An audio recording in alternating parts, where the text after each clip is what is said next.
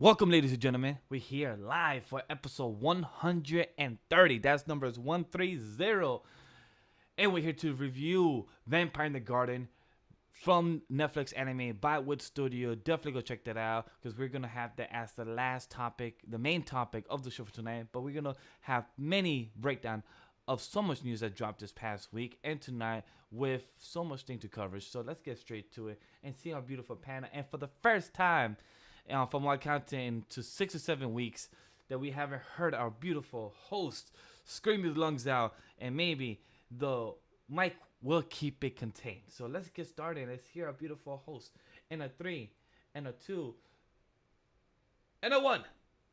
Ladies and gentlemen, welcome to another episode of the Anime Lately podcast. I am your host, Sam the Mega Man, and here with me are our Otakus. Introducing first, our devilishly handsome tiefling has returned from the Anime Lately podcast, the man with a great love for Trigon, my hero, and in its final arc, One Piece. The Hurricane Typhoon, Legend Vash, the impatient, engaged pancakes and cheese lover, Miguel.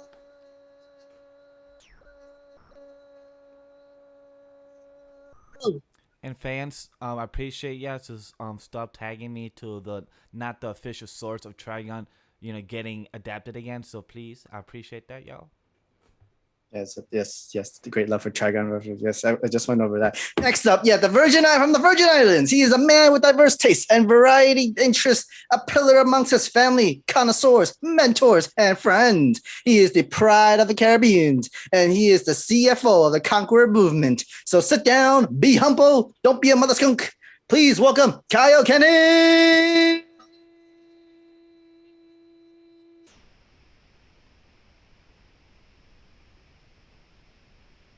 And last but certainly not least, we have the CEO of the Careful Spoilers Podcast Network, the host of Careful Spoilers Show, C4S Villains, founder of The Man Who Stands, Aaron Yeager. He is the critically acclaimed movie critic, JB exclusive, the invincibly talented James Bond.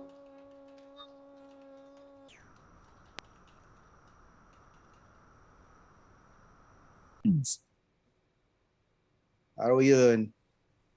We are great. I'm great. It's a fucking great day. Wednesday, Ms. Marvel drop. Obi-Wan Kenobi drop. So, since I'm saying First trailer for Black Adam. First trailer, the official trailer, because last time it was called teaser trailer, which, what's the point calling it teaser when it's still a minute or two, but a whole different conversation. Definitely go check out C4's A Villains. minute, bro. That was like a couple seconds. That teaser was just seconds. Really? Back then was a teaser? Damn, that shit was dumb short. But if you're a fan of C4's Villains, Ms. Marvel, the C4's Villains will be at 9 p.m. live coverage show only for Ms. Marvel episode 1, and back to the full coverage show of the C4's Villains, another episode that Friday night for Obi-Wan Kenobi. So definitely check us out there too. Let me know when you guys are gonna do the Young Justice season 4 series review too. Yeah. Was that Kenny? We didn't hear you. I'll be there for that one too. Please, thank you. It's been a very good season. But anyway, guys, we had a whole list of news, and we have to do a anime review with Vampire in the Garden. One of Netflix original anime by Wit Studio. I think we should go into the anime review first, and then our long list of news, because there's a lot of interesting news, and I feel like this review might not be as long as we think. Well, I don't think so, but let's see. Let's go straight into Netflix owned Vampire in the Gardens anime review. Who wants to start? Wait, how we breaking down? Just over discussion or characters or what? What we're doing? Sorry, it was not informed. So let's start with our own personal thoughts of the anime first, and then we'll go. So overall, my first impressions of what the anime is beautiful animation. Story was okay, could have been better. Pacing wise, it felt kind of consistent pacing wise to what we first was introduced from the first episode. It felt like those time skips, a lot of B-roll, a lot of kept showing of what they're going through each time they were traveling. the animation for the power system for the characters of vampires was a bit weird. There was few moments that I was questioning of if this was just the animation or if this was their powers. And the lore wasn't established for them vampires as good as it could have been. But overall, I was felt like this was a solid 7 out of 10 throughout the whole 5 episodes for me. I did want it more, but I cannot ask for more from what we have given already from Netflix. Their own animation from Castlevania from Powerhouse Studio. So if you guys want more vampire anime, so for those that are watching and want to see more vampire lore from Dracula, Alucard, and everything, I suggest Castlevania. But if you want a good animation, it's just nice type of, you're wanting more of life and you're trying to ask for more and trying to have your own freedom, I suggest this is a good quick binge just to keep yourself entertained. But those are my overall first impressions of the overall Vampire in the Garden. Kenny, James. Yeah, I'll go. I'm completely different from you, Vash. I'm different from literally everything that you said. I really like the animation. The story is really what pulled me into this. Because it's not a story about vampires and humans. It's more of this like really beautiful allegory of people who are like discriminated against because of the people that they choose to love, whatever race they are or how they identify. You know, it was this great story. You're watching Fine talk about the woman that she loved, and then how they were never ever left to be in peace. They ran away and ran away and ran away, and people just keep coming after them because they believe that their love shouldn't be because they're different races.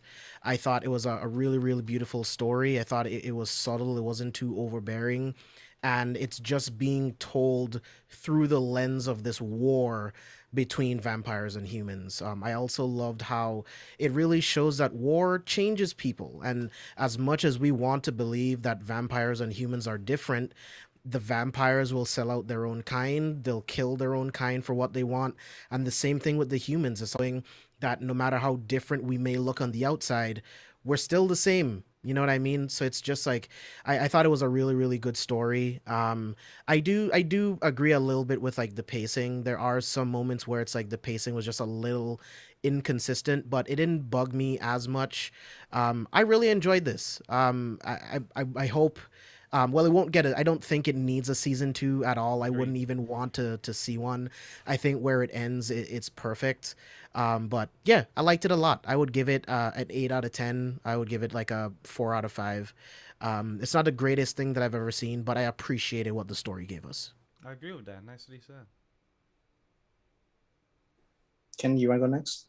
Yeah. So, a little bit of mixed bag of tricks over here for me. It could have been better. It wasn't terrible, but it could have been better. Animation was good, but that's to be expected, which for me puts me in a bit of an awkward headspace in watching this, because I'm like, again, I expect the animation to be good given who's the one that's, doing it and working on it. So all that aside, I enjoyed it. I probably give it 6.5 to 7 out of 10. I'll give it the 7. I'll edge it the 7. I'll give it a strong 7 out of 10. Because at the end of the day, there was a story. I did have it. The things you guys said were on point. I had issues with the pacing in the middle. Then they got like, there was a point in one episode, I believe it was episode 3, where I felt like I wasn't paying attention because I had zoned out, and then all of a sudden so much things were happening. Whatever scene it was with the submarine and she was fighting, it was like, whoa, that was a really hard transition the last like half of this episode. Yeah, episode 4, okay. So like the last half of the episode and like the last 5 minutes of the episode, an even more drastic uptake in the speed. But I thought the choice of animation was familiar from what we got from that studio. It's and from that production. It's not non-typical for the style that we saw in regards to vampires.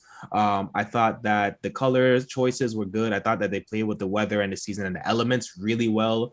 I really enjoyed a scene that I enjoyed really early on was when they drove off the cliff. There's a lot of like with just a few episodes, they were able to sell me on the relationship and the bond that was present. Now, would I watch this again? Absolutely not. Would I suggest it to people to watch? Yes. I would definitely. This is the type of series where if someone was like, "Hey, I'm not really sure what to watch in anime, but I kind of like vampires and that type of stuff," I would throw this at them. It's a quick, dirty watch. You get a lot of different elements to it, and I think it's something that audiences can really sink their teeth into and just really get a good enjoyment out of, and that's all that really matters, right? You want something that you can enjoy. You can sit down, watch some popcorn. It's dubbed, so you don't have to think about it too much. You could eat your food, you could clean, you could cook or whatever while it's on, and you pay attention to the parts that are really interesting while still being able to kind of move around. So like I said, I give it a strong 7 out of 10. It could definitely have been better, and I agree. Please don't give me a second season of this. I would say. Yeah, Go ahead. Say that. I would say the genre that's listed is action, adventure, drama, fantasy, music, and sci-fi, which I'm shocked it did not say slice of life, because I felt a bit of slice of life throughout it a bit. Mm-mm. No, I disagree. Okay. All right, so it's wholesome, yes. And I think the feeling of wholesomeness makes you think, oh, this is similar to slice of life, but it gets nowhere close to the slice of life genre for me. And it's only there to be a facade. True. Right. Okay.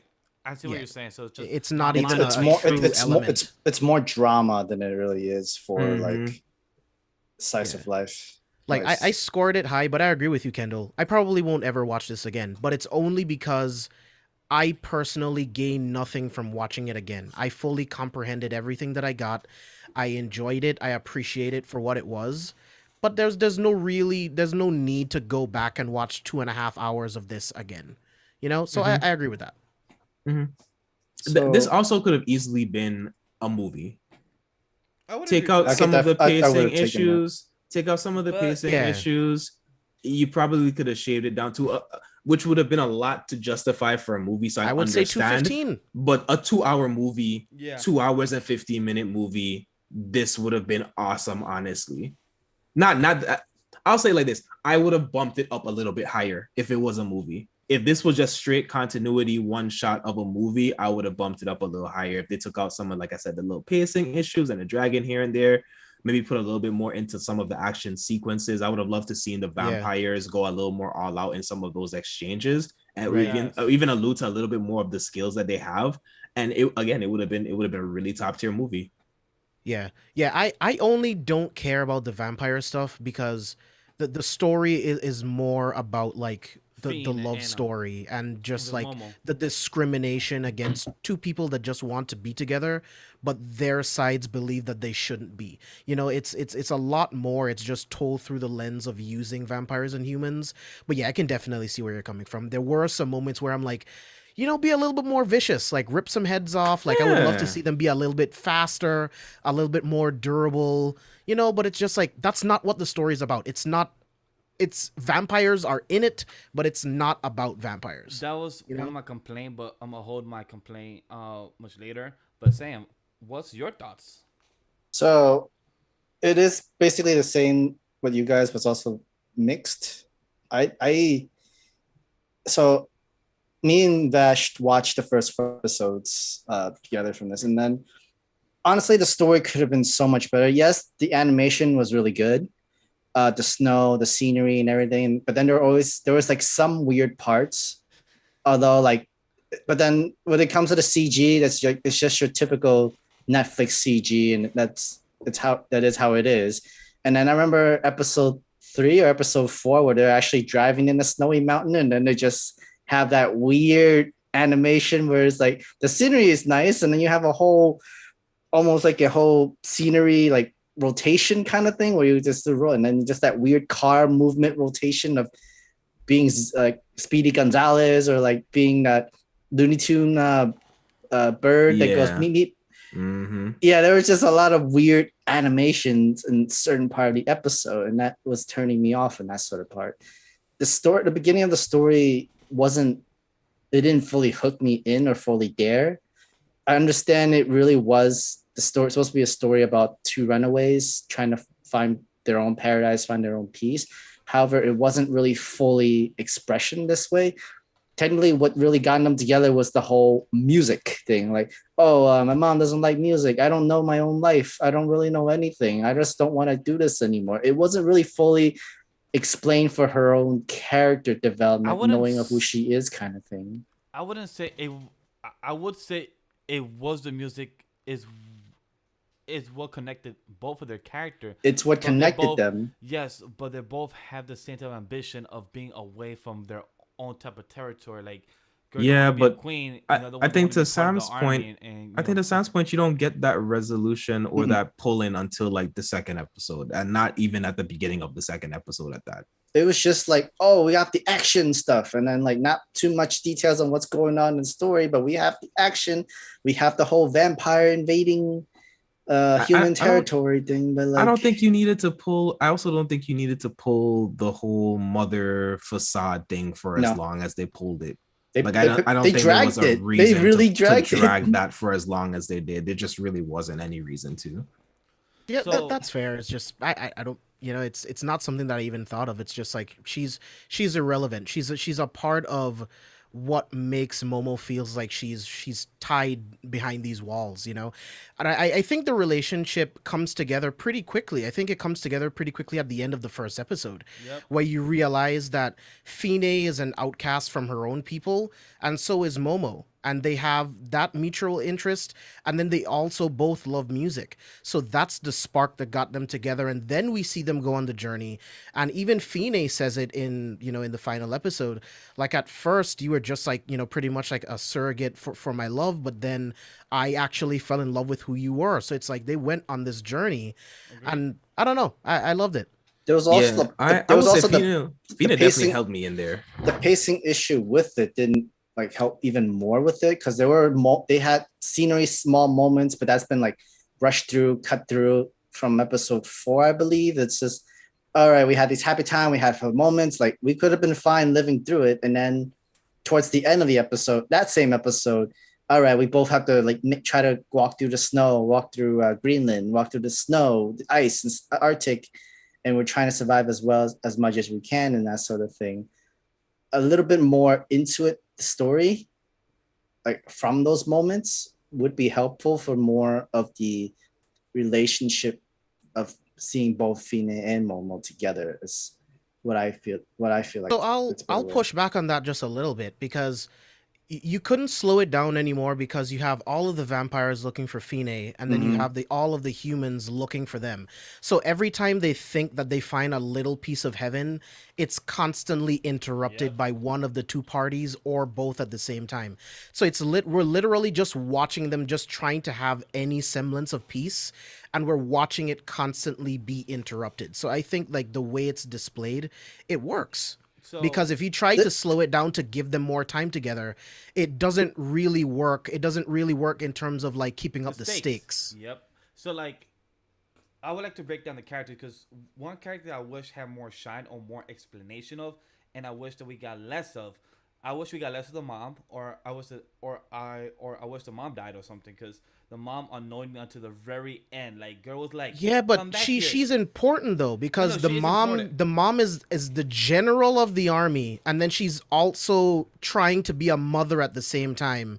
So she's trying to do her duty and be a mom, and that internal struggle, it fucks with Momo even more. So keeping her along for the ride, it's good for Momo's growth. You lose a piece of Momo by her not being present. All right. It's definitely, she's definitely relevant. You make a point there, because who I wish we got a bit more, at least more explanation of what happened to his background, was her uncle. Because we see at the final episode 5 that we see that he had a wife of a vampire, but then it was so ambiguous of more that she turned, or his sister or the army came to kill them, and that they couldn't live happily ever after, both him and his vampire wife. but that wasn't really explained very well because it was just flashback and it was more for us, the audience, to figure out. But it's something So I that So think I think. Go ahead, James. no, just gonna say I think they actually gave us enough Oh, you because did? Okay. once you get to episode 5, you realize they were having their wedding, and then the vampires actually broke in and started biting everyone, and then she got turned. So then the general Oh. shows up with the army to kill off all of the vampires that got turned and whatever other vampires were still around, and then he had to fight with himself because he had to kill his wife.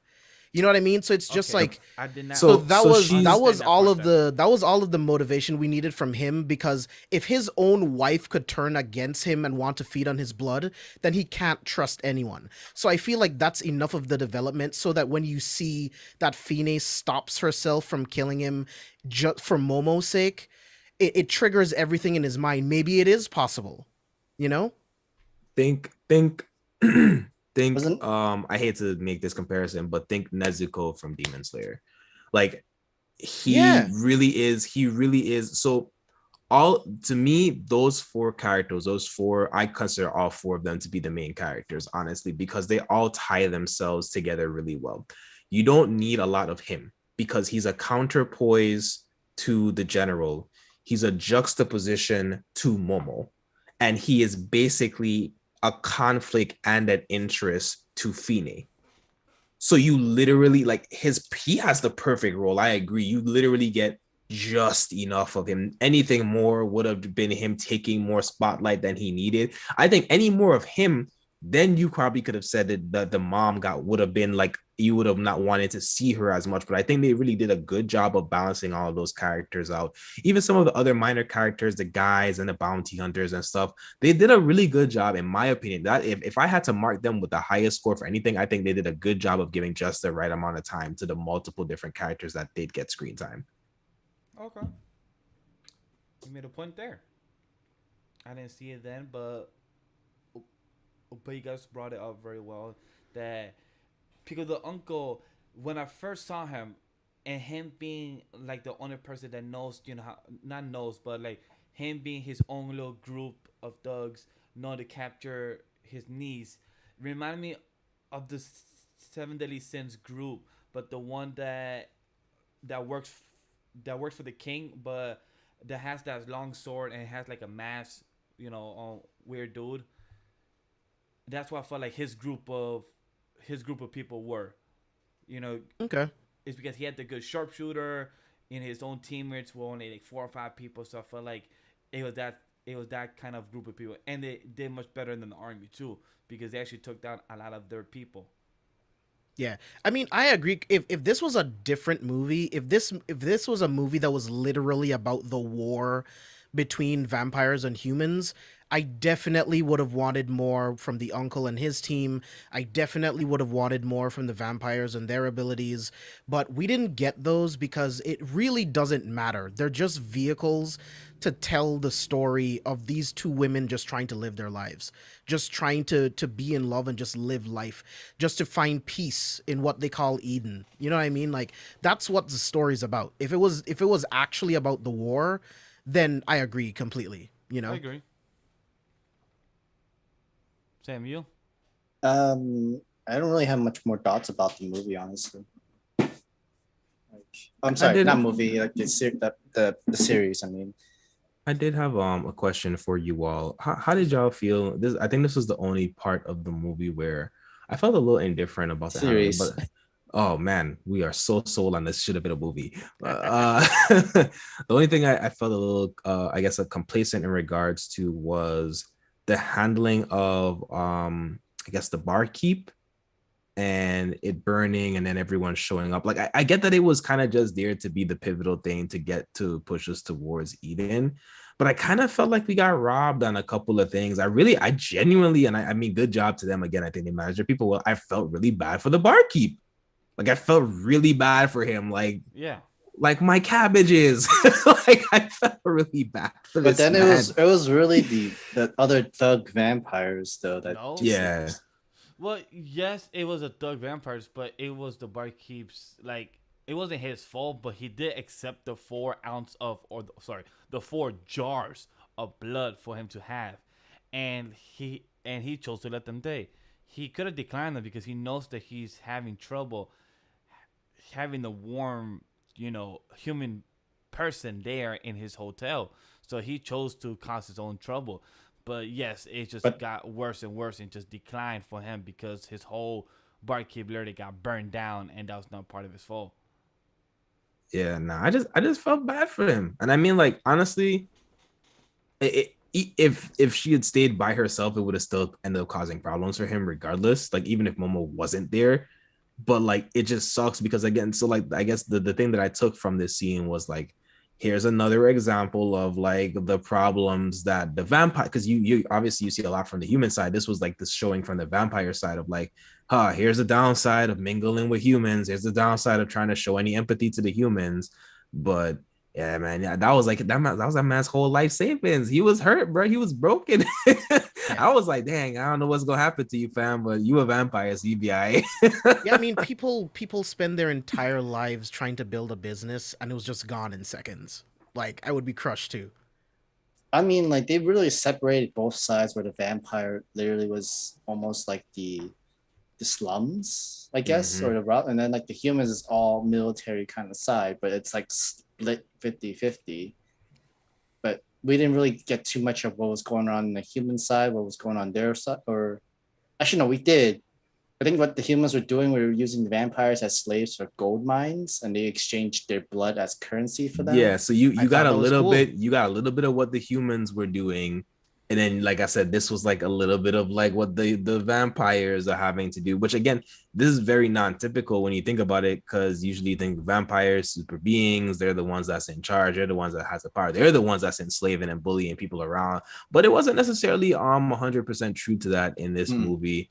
And it was just interesting to see. And then in the last act, you get to see the vampires taking advantage of other vampires and taking advantage of humans. So it was just like, literally, it just came all the way back around full circle. So I was gonna ask you guys that question. Did you guys think when you saw the paradise of Eden? Eden, yeah. Did you really believe it was an actual paradise, or did you think the vampires and humans were lying?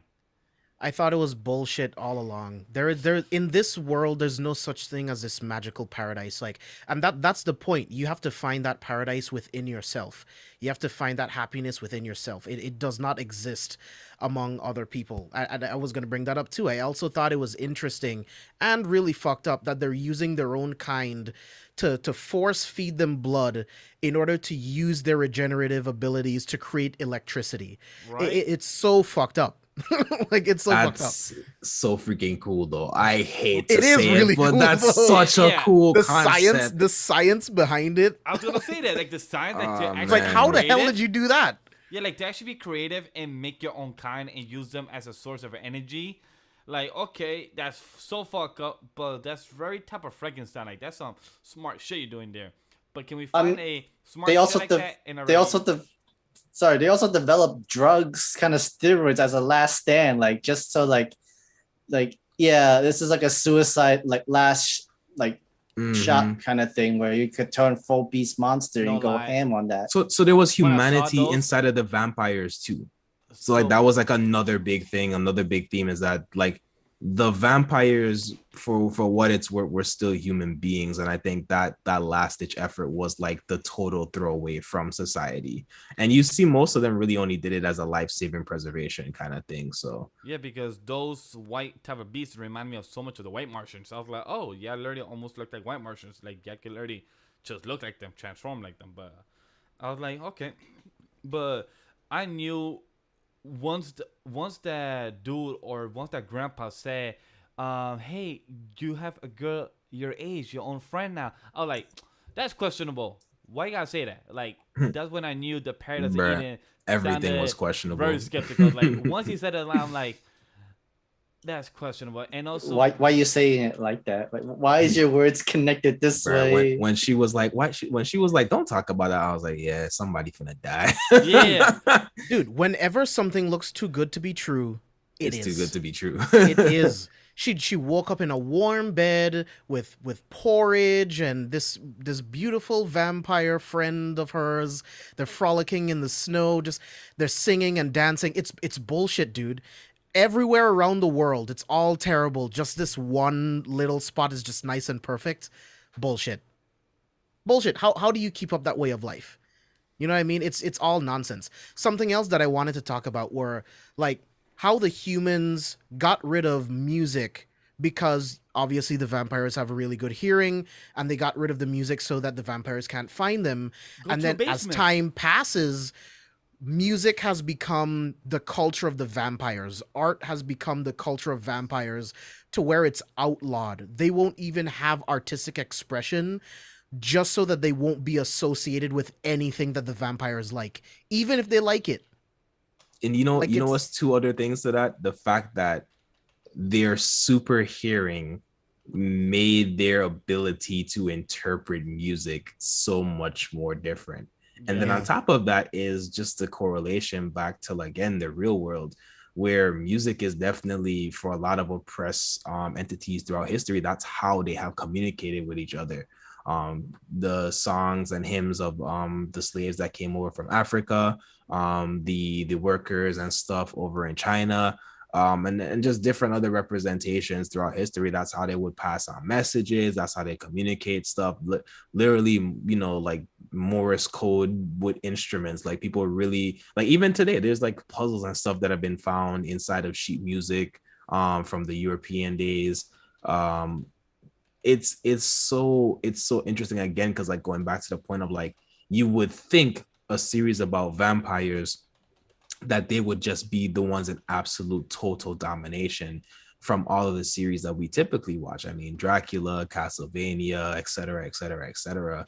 But that's not what we got here. What was pretty interesting, I would say, sorry, the dog. That dog has the best grip in all of dogs in my life that I've seen in any type medium.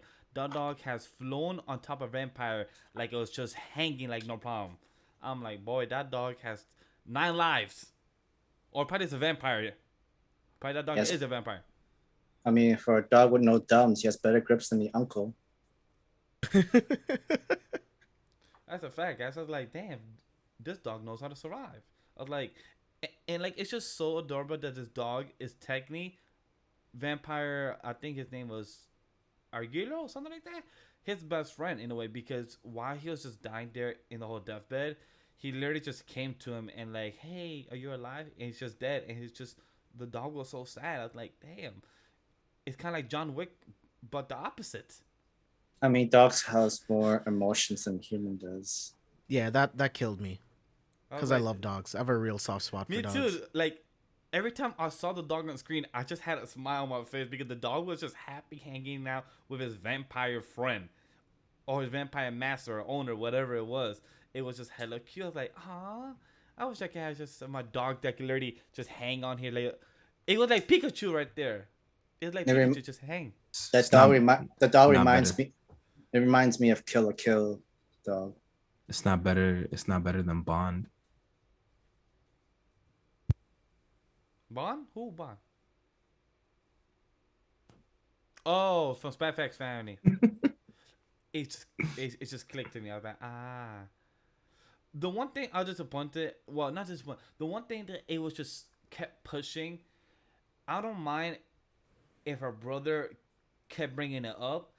But we only saw these type of old ladies, type of vampires, like twice throughout the 5 episodes, and they kept saying we gotta bring the queen back because we gotta have her have more kids or something, like saying that. Yeah, they have made the ruler or they something. just shortened up to be very vague. I mean, same thing when it came to Momo and the Human Army. Oh, Momo's the daughter of the commander. We Well, had to bring her back and all that stuff. And that was the yeah, really vague part of it.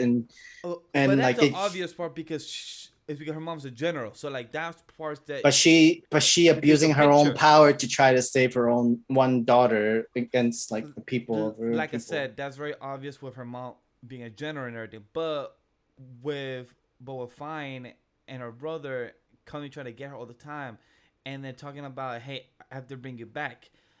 I'd rather have them cut about those 3 old ladies queens and just have him doing the whole explicit information more instead. Like, hey, I I'm gonna bring mean, you back more why of this. Why cut it? I mean, what more information do you need? They're the vampire elders. They're the oldest of the vampires. There's literally nothing else that you need to know. They're never going to be the elders never fight. The elders delegate. So it's like, what can you possibly learn even if they gave the elders more screen time? You know, it's just there to show the vampire hierarchy, and that's it. You know that they have the queen and whatever Allegro's position was, and then you have the elders. And then you know that their mission was, like you were saying, Vash, not to necessarily make kids, but to turn more people Yeah. to increase, you know, their ranks, right? So it's like that's all it's about. Like, you just needed that information to understand what the vampires were doing and what the humans were doing. Again, it's this series was not about vampires and humans. Oh, no, They were no. just vehicles, you know. So it's like, You're 100% right on that. I'm just saying of what we saw, what I would have liked more or less of. So I'm just putting those points out there. And the last thing to agree to, I believe you said, James, or it was Kendall, more about the fighting. When we said the vampires, all we saw most of the time was them flying and just swoop down, punch or kick, and I'm like, I believe vampires could do a lot more than that. But yeah, just yeah, with studio or the story or the director or the writer, whatever, chose to make it so simple with those choices, and I was a bit on the edge of that where I was like, I don't know many type of vampire lores, but I've seen some that I could say, yeah, I can do a bit more than that. Just flying, swooped in and just kill and just take down. Like, yeah, I could do more than that. Like, yeah, they should have been way more vicious. I agree Yeah. completely. like at least like I saw you killing people in the background, but on screen wise, yeah, I didn't do much killing. Yeah, I was just more swooping, flying. There And was a lot of weird sorts of animation thing too. They able to stretch out their arms or something like that, and it's like how it's been weirdly animated to show. Like yeah, like I guess we had to believe that the vampires can polymorph or transform into something Well, else completely, or like I be able like to that they're more animal like, you know? yes. yeah. What I it like comes that to they have like stages of transformations, you know? like a ballistic mode kind of like they can literally because when they're not training for blood they're not going to go as crazy, but then when they're like doped up in that medicine thing then they go like the full final form of their own vampire thing. Yeah, I would But say that's like the third stage. Cause like first stage, it just looked like they just human. normal, and then like whenever they bring out like their wings, they make their arms and legs longer. You know, their ears. Like Mhm. that's like second stage, and then like berserk mode is when they take the serum. It like yeah I see like more like bad human traits due to vampires than really more towards the human side, but I'm guessing we're just to assume like humans are already evil, we just want to see how evil the vampires are, because how I saw is like They're vampire would all evil. Well, so they're vampire both evil on their own side. Like but these like how I That's the point. It's like but they want us to believe that we're different, but we're not. like but- which We treat is each but other the I same. definitely like more ferocity towards like from the vampire side entirely, because I mean you guys are vampires. Wouldn't you see humans like livestock or like your feeding ground kind of thing? Wouldn't they go more crazy? Which they have gone to in some scenes. They don't show it, but they like you get some certain scenes like with Allegro. He was in one of the towers and he killed all the humans in there, and he was just laughing and drinking their blood or something like that. Like there were just like moments of them, but like you don't see the violence of it. I think the military power is of equivalent force, and thus there isn't a power overwhelming with the vampires. So there's never a forcing of like, hey, they're gonna overtake. You know what I mean? I mean, like they seem to have like a lot of the technologies with it, and well, I mean, more of the drug wise and like steroid wise and the electricity wise thing. And I think right? that was it, right? So like again, that was the final gambit. Like you pretty much did that. Now it's like you putting your life towards whatever extreme end state that you did. So outside of that burst of superpower, they're still very close to being human. They're just that much stronger. But you can see how well skilled like the military people were. Like the gentleman, the uncle, like he was nice with the sword. Yeah. Oh I yeah. don't. I, Mm-hmm. I don't think I saw him grab a weapon other than his katana, Nope. Ah. and which I love. Like boy was skillful with that, and I was like very impressed. And I'm like, I'm glad he was the only one with a sword because he was very skillful with that. I was gonna ask you guys, what do you guys think of the post credit scene at the end? Like, was it like very ambiguous for you guys, or like you kind of had a feeling that she made her own type of Eden? Yeah, I mean that's what I got from it. Even from the end of the episode itself, like that was the beginning of their Eden, and then she, created that for herself and found happiness. Yeah, all I got from that was Eden was within, and they went and journeyed and found Eden. Right. Samuel? I mean, like, isn't that the last credit scene just so that what James says? We don't need a season two. We don't need any sequels. Whatever is this is this. It's all right. You could consider that as a happy ending with anything, and then boom. Yeah, like that's what it felt like with the ending. We saw her and some kids and some like three vampires before I counted, and just her inside a cradle, just carrying some type of baby and everything. So it just showed that she did make her own type of Eden version. So I was very happy for her. Like, okay, she eventually found her own type of Eden, and that's of what James brought up earlier. Is like you have to make up your own Eden. Like you have to bring it at them. Like, all right, cool. You left your home mom crib, you disobey, but now you have to choose and make your own Eden, and that's what I love about her character for that, because she was lost in the first episode. She didn't know what to do because girl went to the river and said, "I want to be a, I want to be free. I want to escape, but I don't know who I am." And then by the end of the fifth episode, she found out who she was, and she confronted her mother in such a serious and well mannered tone, saying like, "Hey, you go your way, I go my way. We see each other from here on out. If we don't, cool. Talk to you later." And that's what I love about her character for that, because she literally went on a journey throughout these 5 episodes, finding herself, going through blood and war, love, and sadness, seeing the whole person she cared about throughout these 5 episodes, throughout throughout this whole journey. And that's what I love about her, that she actually evolved with her character and understood, and she actually now knows who she is, and now of what she wants to see her own version of Eden. Yeah, I'll echo that. Like she showed great maturity and she took accountability for her actions. She told her mom like, "Hey, like I get it. I was being a spoiled brat. You were just trying to do the best for me in this world of vampires against humans. Like it's kill or be killed, right?" Like, and she's trying to build her up to survive in this world. So she acknowledges that she was being spoiled. She acknowledges, that her mother was just trying to do the best that she could as a mom and being the general of their military. But like you said, Vash, I have to go my own way and you have to go your own way. I accept your path. I won't judge you for it, but I have to do my own thing. And, And and I plus liked to it. and plus to add to that, that's a very hard thing to do for just anybody. Like, for you to just up and go from where you've been all your life and choose when to leave and choose where to go, just not an easy task to do. And she actually just did it. Yes, girl went through the snow, girl went through the dirt, went through blood to get where she is, but she got there and she accepted it. And people kept saying, "Go back, give up." Her mom, her uncle kept trying to fight for her and come back, but she said, "You know what? I'm determined.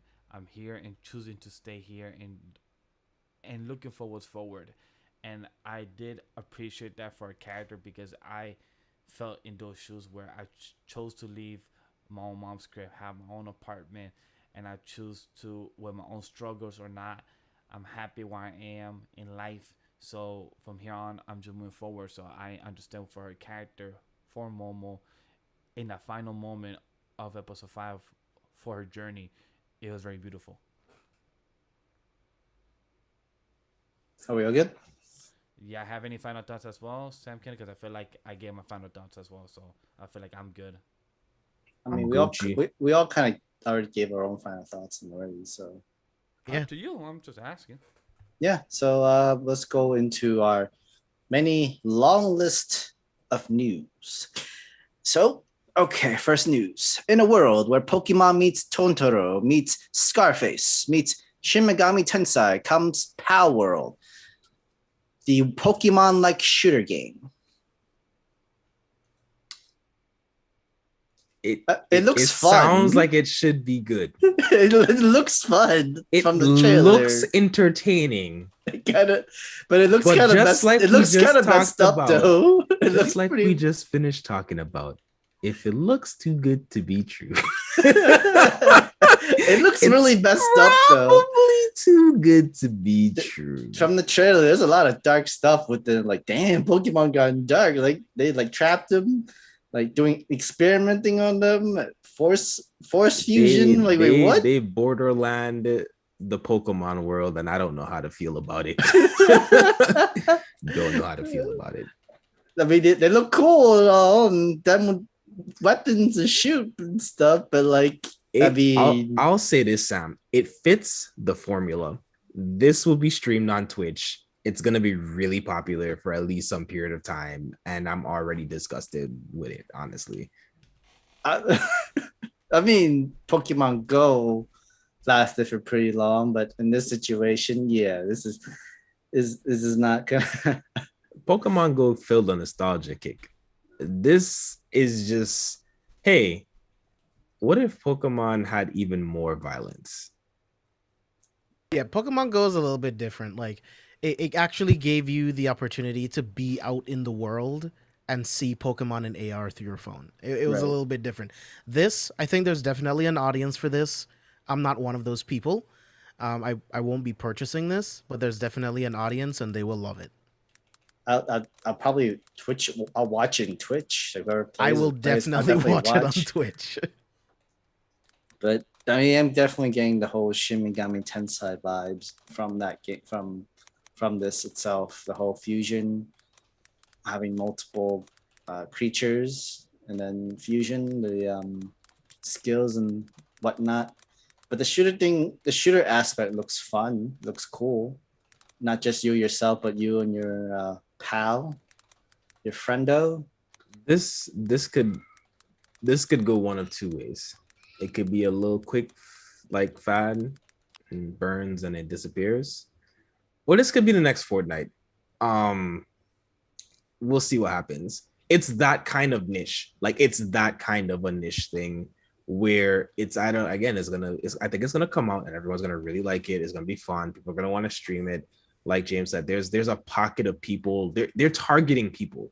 This is targeted game development and advertising placement. Even the specific, I don't know how much they play Pokemon to get them to use Pokemon as a reference in their commercial, but kudos to them because I'm sure that was not. I'm wondering if the Pokemon company is gonna sue them. I'm sorry. I just saw this woman use her Pokemon as a shield. As a shield? I'm not okay. I'm not okay with this at all, I know bro. exactly what clip you're talking about. Kendall, you're so right. Like, this could either flop or it could be the next Fortnite. It's like, do you like Pokemon? Do you like shooting people in the face? You can do both in this. No, not for me. I could imagine that was the marketing pitch to make this game. They say, hey, guys, people love Pokemon. It's been out for 20 plus years. But you know what? Let's make it to a Fortnite style game. Let's shoot our Pokemon. Hey guys, what's the 3 best-selling games? Let's put the 3 best-selling franchises in history together in a single game. Let's go Call of Duty style, but Fortnite for kids. But let's put the Pokemon skin. That's it. That's what that is. Hi, and again, kids, do you like violence? Do you like nails in my eyelids? Okay, 8 Mile.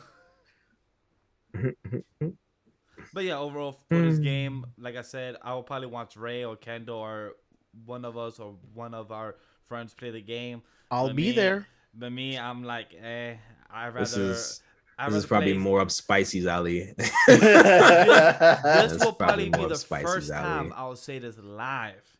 I'd rather play Fortnite than play that game, and I don't Yep, play Fortnite. and that's how, and that's the thing. That's what you said is exactly how people felt about Fortnite debuted first, when it was first getting advertised. Can you repeat the last 20 seconds? You Those just cut me off. sentiments that you are expressing are the exact sentiments that people felt about Fortnite when it was first coming out. And yet it's still very popular and It having is seasons and it past and is stuff the like most that. popular. It is the most popular game. I'd rather play Apex than Fortnite. Say what you want, bro. Babe, I respect it. People like what they like. So hey, it's if it floats your boat, then go for it. So It's going to make money. People are going to have jobs, and that's what's important.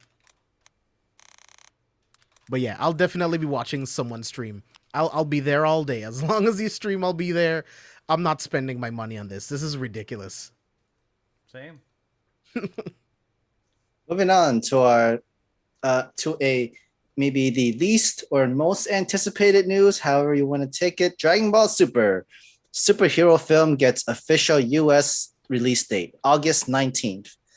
A theater in Pennsylvania had posted the weird video game like stupid name cheap CG movie, and just because it is Dragon Ball, people will still pay money to watch this movie in theaters. I have to be honest. This is the first time I haven't been excited for a Dragon Ball movie. Same. It's like I'm going to watch it. I'll be there opening week for sure. But this is the first time I'm like, I don't know what's happening, and I don't really know if I care. I know Gohan's gonna do some cool shit, so I'm excited for that, I guess. The But only I don't know. the Piccolo only in this new information I form, know, the only Piccolo in the information I know golden about form. this movie is literally from Emperor Big D on Twitter. I think that's his handle, or the guy that does the content on YouTube. He's very known for it. The only two things I know, or three things I know, like Sam just said while I was talking, saying about Piccolo, about his new form, Gohan, and Cell might be coming back in this movie. Those are the three things I know about this film. If Cell comes back, awesome. If you don't, all right, cool. It was just said about rumors. Ash, you know way more about this movie than I do. I'm I pretty sure. heard I'm pretty I sure you heard have. Gohan is supposed to get such a big like power up that he's He supposed to said be that's all stronger I than heard. Goku and Vegeta. That's all I heard. All I heard was Gohan is significant to this movie, and the man himself said that once again, definitively, Gohan is in fact actually the strongest person Yeah, of Earth. right. That's Yeah. all that I've gathered from this, and that's still not enough for me to want to Yeah, watch I it. mean like I mean, he grew up. Like, I mean, he was. It was if he was still kid Gohan, chunk like teenage Gohan. I probably would do it. I mean, But then- we knew that going into the tournament arc. Like Gohan True. squared up with Super Saiyan Blue, and he wasn't training at that point. Like he had Right, just right. started training again. So as we knew, like we already knew that Gohan was like untapped potential and already as strong as them. We also know that future Trunks showed the propensity to manipulate God Ki. So why wouldn't this current Gohan be just as impressive? I'm not selling. I'm not sold on it. And if you guys are reading the manga, you know why you shouldn't be sold on this either. So yeah, I can't wait for us to review this chapter this month because I hope to have James on as well because I just curious to see where things will go for this arc of Granola and everything else because we're coming to the end.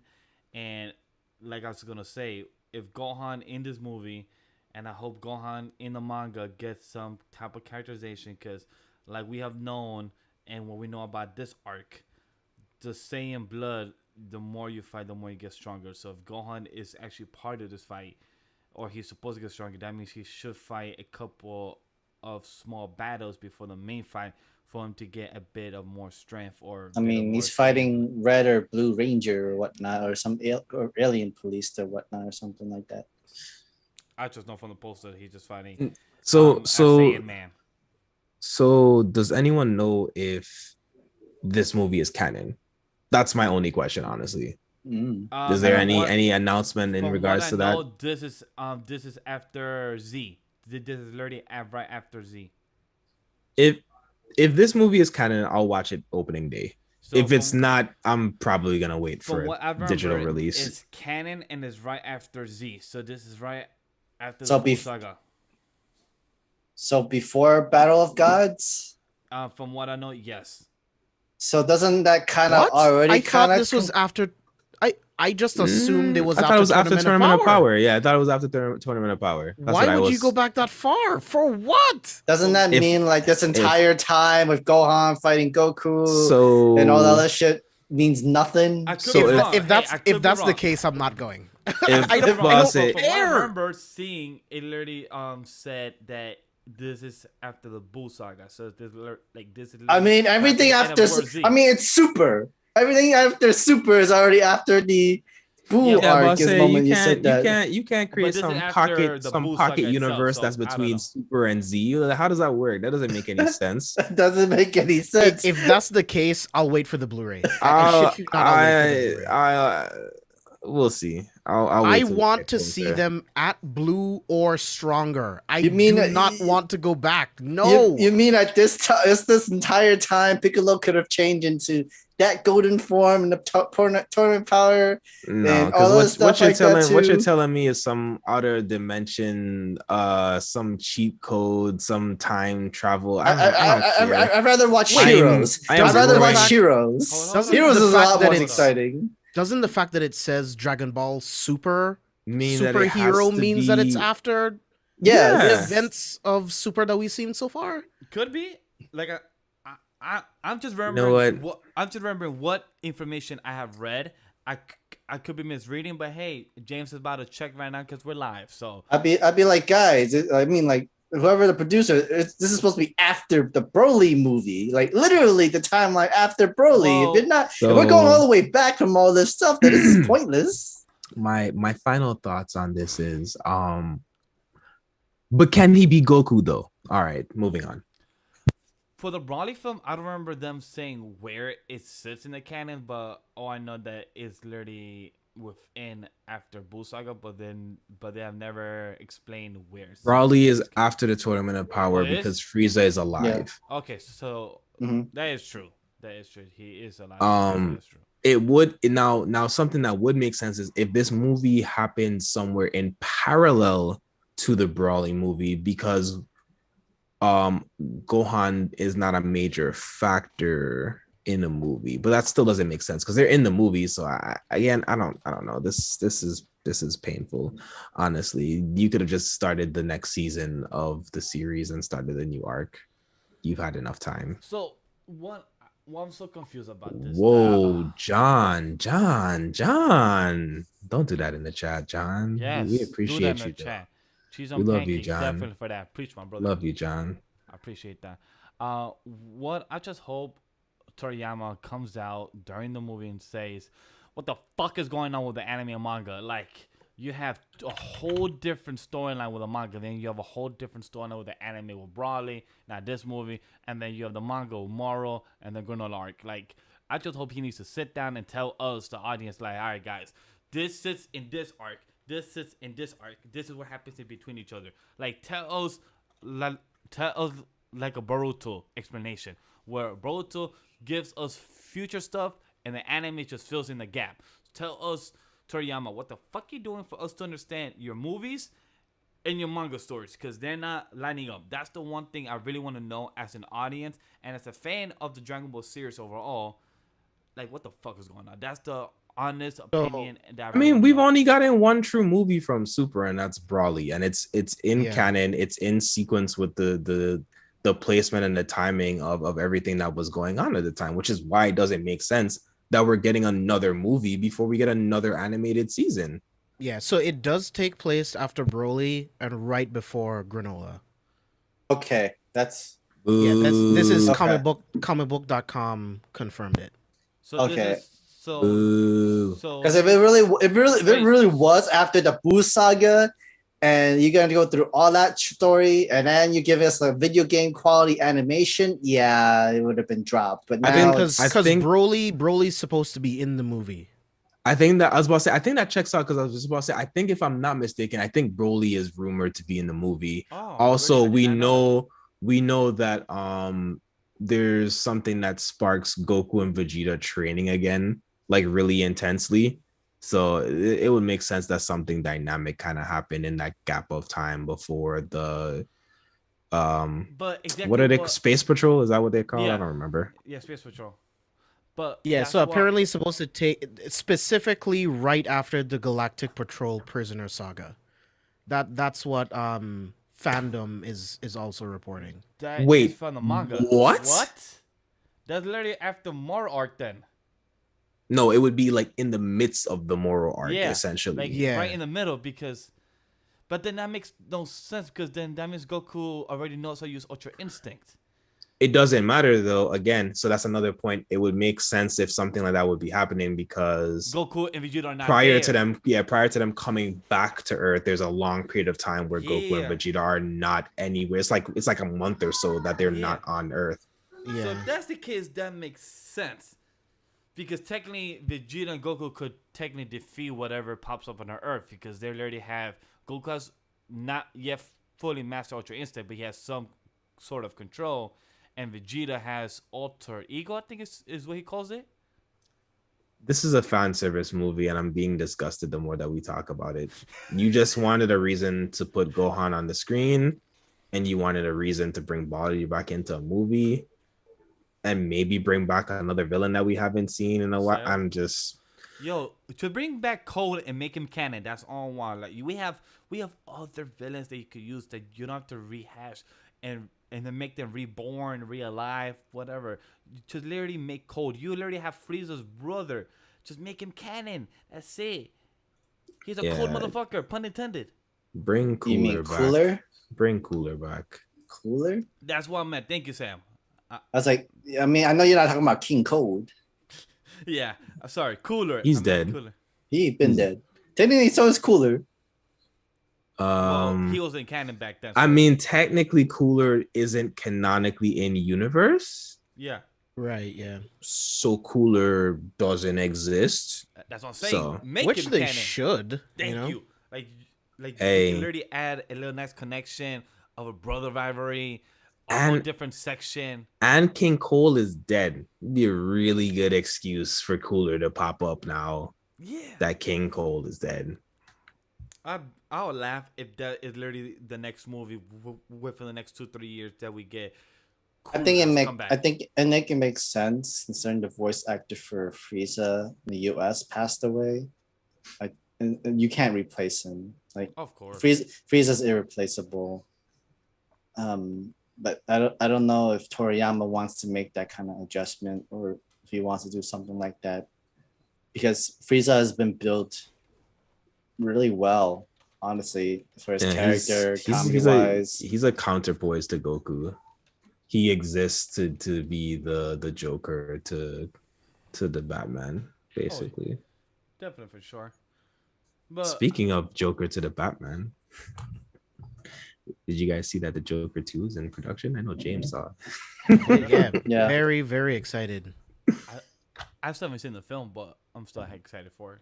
It's on Oh, man, HBO Max. dude. It's on HBO Max, bro. Joker is peak Go watch comic it. book movie. It's is one of the best comic book movies, dude. one of the best comic book movies ever made. it's Marvel, painful. DC, it doesn't matter. It's It one is of the very best. painful. Period. it's painful. And also very painful. It's painful. it's so frustrating because I hate that it outsold Deadpool, but like justifiably outsold Yeah. Deadpool. I don't know, man. I will one day. But It's me, okay. I'm good. We'll put it up there with Hunter x Hunter. Yeah, Yeah, one day. yeah. But I'm good on the Dragon Ball Super news. All right, let's move on to this next exhilarating news. Dr. Stone and Sunken Rock manga artist Boichi will start a new webtoon series together with Yuan Inwan, Shin Anganyo Onshi, titled Superstring. Online manga in 2023. The summary. Various heroes from different dimensions clash on Earth. So Sam, I'm glad you brought that because from what I did my research about this, it's a multiverse type of webtoon with other type of series into one. When I did this research about, I'm like, yo, one Boichi tagging a webtoon. I'm fucking excited, like, and pun intended, because it literally makes like sense with Boichi. He loves to draw. He loves to put the detail.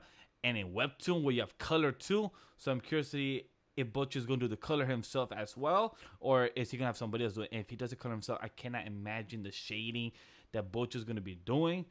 Oh, it's just amazing. And for him to tackle a webtoon type of multiverse type of series, that's pretty curious. I haven't heard of any of the titles connected to it, but overall, best of luck to Boichi and what he's gonna do with this webtoon adaptation. And I wonder if this is what we heard of the rumors saying that Dr. Stone is not done yet. I wonder if that was meant for him as the creator or if it was for the series. So I'm curious to know if that was for him himself or if there's more type of spin-off for Dr. Stone itself. I mean, Why not both? Yeah, we could do both. Like, hey, both I don't mind. Hey, more Dr. Stone. It just means like the mangaka for Dr. Stone needs to have some time to write new chapters or new storylines or different parts. Boichi, however, can just go on to different projects, and he does really well with his art, and he does it in a quick fashion. And he is a manhwa artist in Korea, Korea's own manga stuff. There is already a cover, I believe. There's artwork. I don't know if it's a cover. There's artwork and there's I believe backstory on like the string verse or whatever it's called. I consider the super string theory multiverse kind of thing. I could think of it like that if anything, but I've seen other stories where other various heroes from different dimensions are clashing each other. I mean, besides Death Battle and Ragnarok. Yeah, Ragnarok's the thing that comes to mind, especially given the character, who's listed for writing this. So I think this is going to be a fun series. It's definitely going to be, it's going to be fun to see Boichi dealing with a more action-paced thing. And also, like you said, Vash, to see colored content from his drawing on a consistent basis. That's going to be fire. Is this series on Webtoon itself, the app, or is it like a different type of online, like a Tappy Tunes or something? Line. It's online. Oh, like it's actually like it's called called online. No, yeah. It's an app. That's what Kenny's saying. It's an app. Line's an app. Okay, cool. James, you? Yeah, I mean, I'm very excited for this. I mean, I love Dr. Stone, so knowing that like this Boichi is gonna be working on this, it sounds sick. You had me on multiverse. I think it's really cool. You have all of these different heroes from different dimensions coming to Earth to fight in a war. I mean, what else do I need to know? I mean, just sign me up. Like, I'll definitely be there whenever it drops. It kind of just like the injustice heroes, these heroes. That's what I was gonna say. Like, it seems like everyone got the agenda of the whole multiverse. The Batman who laughs. Yo, and we've seen so many. We've seen so many of him writing over we've seen so many of him drawing over different other universes too. Yeah. So like this is gonna be a really I think this series is gonna be groundbreaking in different ways. I hope it also gives opportunity for webtoons and Korean series, manhwas, and another chance to jump back in the spotlight, because if this does well, Boichi's behind it, it's gonna get animated. And if this ends up being the gateway, like I said again, for animated series to get pipeline, then Line's probably gonna blow up off of this, honestly. It definitely can. I mean, it did that when Solo Leveling came out, when it's first released. It was really popular for Webtoon's website, and then their own website, and now on Tappy Tunes. But like what would really help give it its pop is its own anime. And although I say this, I mean official news, not from tweets, not from random tweets of random hypes of people saying, "Oh, it's gonna be an anime adaptation." Nope. Wait for real resources. Wait for real anime announcements. The officials. The same way we wait for Viz chapters to read official translation that are much better. Wait for the official news. The same way Hunter x Hunter fans are waiting for actual announcement of chapters. Yes.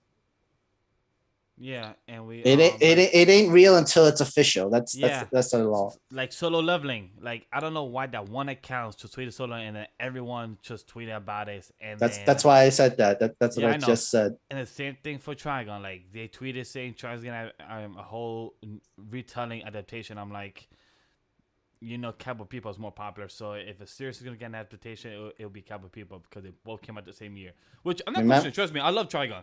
I'll be happy if we are getting an adaptation. I will be off the moon.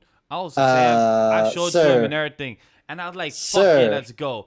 But the reason why no Cowboy Bebop was because of the live action. We just got Cowboy Bebop. Yeah, exactly. Yeah. If anything, it could be anything from Tenchi Muyo to Space Dandy to there's a lot of other space series from that generation that we could go back. Bring back Tenchi Muyo, Star? Please. Tenchi Muyo? Yeah. I would like a reanimation of Gundam stuff. Fit for Blu-ray 4K kind of thing. I would like a reanimation of Ronin Warriors. Thanks. Oh, that would be good. Actually, Preach. Ronin Kenshin. You're never. Well, I mean, you're never Rurouni getting Kenshin, that. The animation. You're fits. never, ever. Let me get closer to the mic. You're never, ever getting that. The animation fits the era. I wouldn't want an update. I know of why. Kenshin. That's true. Yeah, that's true. But yeah, a lot of old school animes that are way overdue for like reboots. Yu Yu Hakusho. I'm still waiting for a remaster. I don't. It's crazy in the world of remastering that we haven't got three things: Yu Yu Hakusho. But here's the thing: if Yu Yu Hakusho gets remade, that means even more pause of Hunter x Hunter. Well, it doesn't matter. Yu Yu. That's true. The fact of the matter that Hunter x Hunter was one of the first series to even get that retouching redone in the early 2000s, and that Yu Yu Hakusho still hasn't been touched. The 2011 looks great. It does. It looks phenomenal. I don't even think you need to change it. Same. It looks great. That is fine because compared to like the 1998 too. Yeah. Yes. Compared to Yu Yu Hakusho could be retouched. Again, like I will always preach the gospel of Zatch Bell needs to be redone and finalized. And my third is always going to be a toss-up between, I think it's either Ear Gear or D Gray Man or Katen Hitman Reborn. Nah, Eureka gets love still, so I don't see it getting touched anytime soon. Like that and like Gurren Lagann probably won't be touched for like another couple years. But D Gray Man, Ear Gear, Zatch Bell, these series, Berserk's gonna get some love again soon. I think, given just the way the state of things are.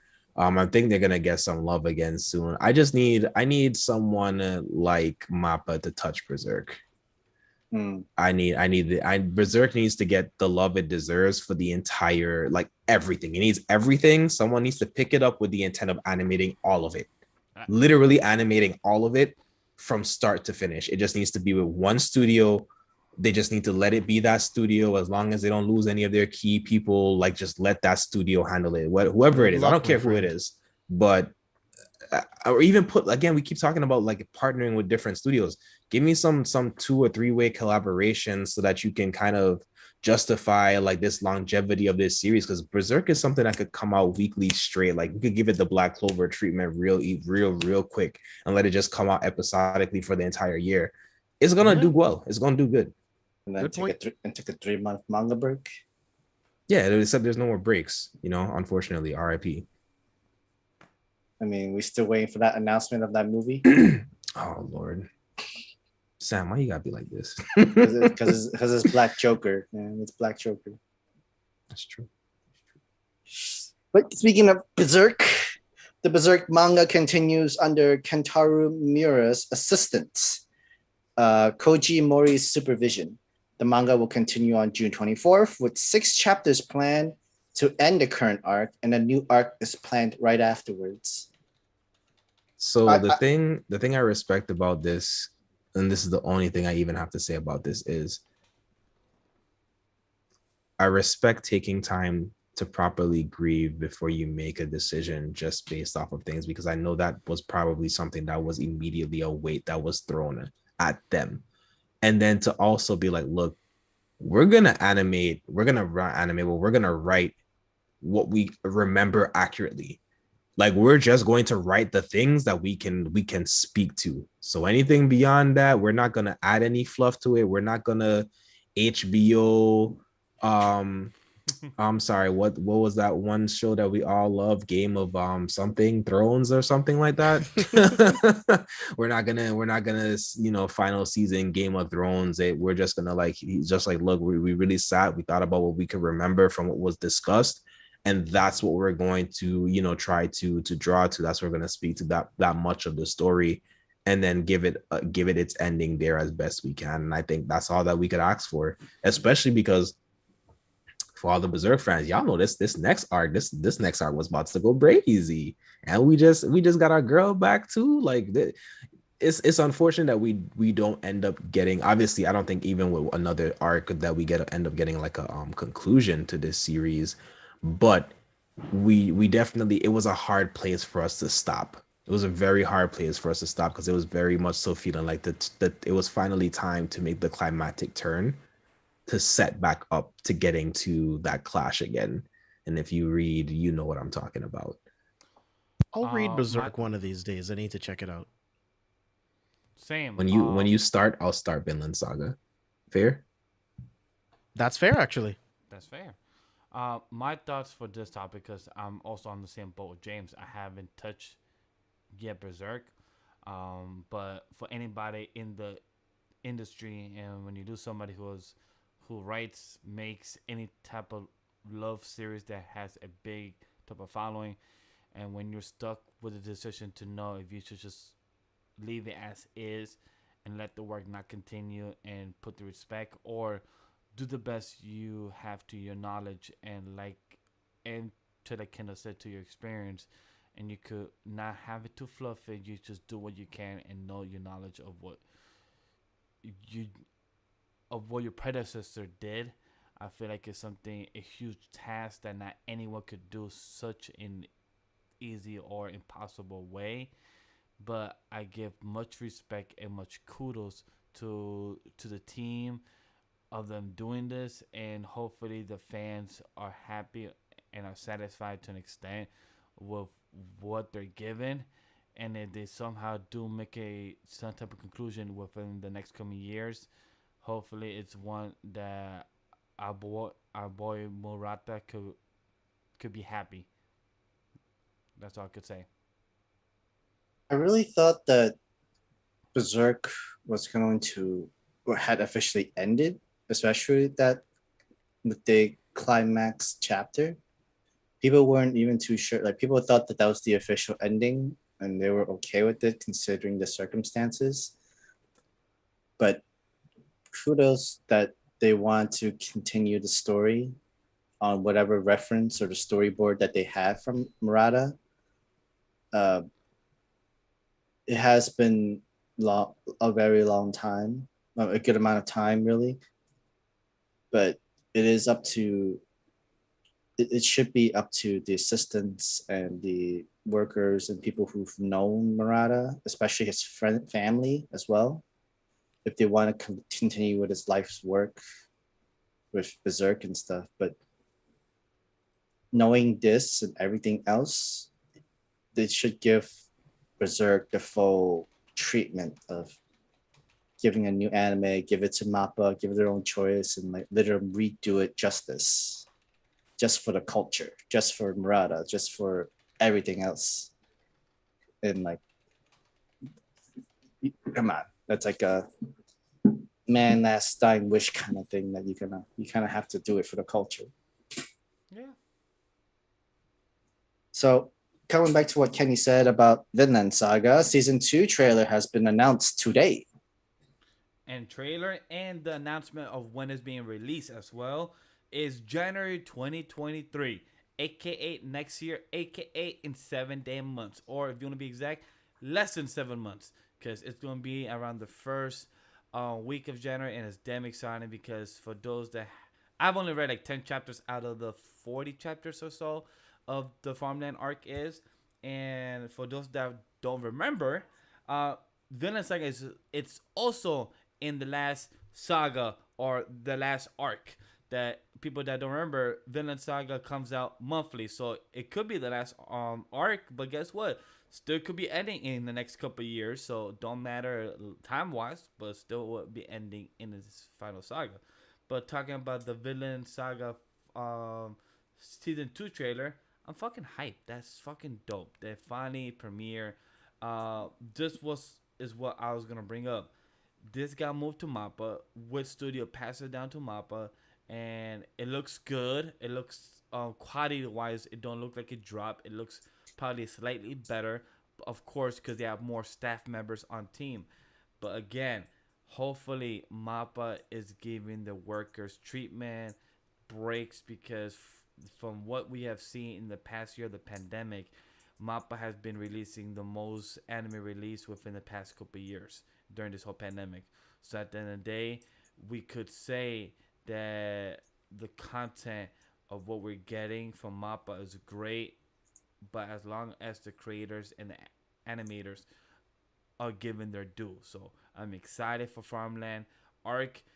Even the creator of Vinland Saga, he tweeted out himself and said that, hey, hopefully you guys still enjoy this season. It's a bit slower, but you guys will enjoy it.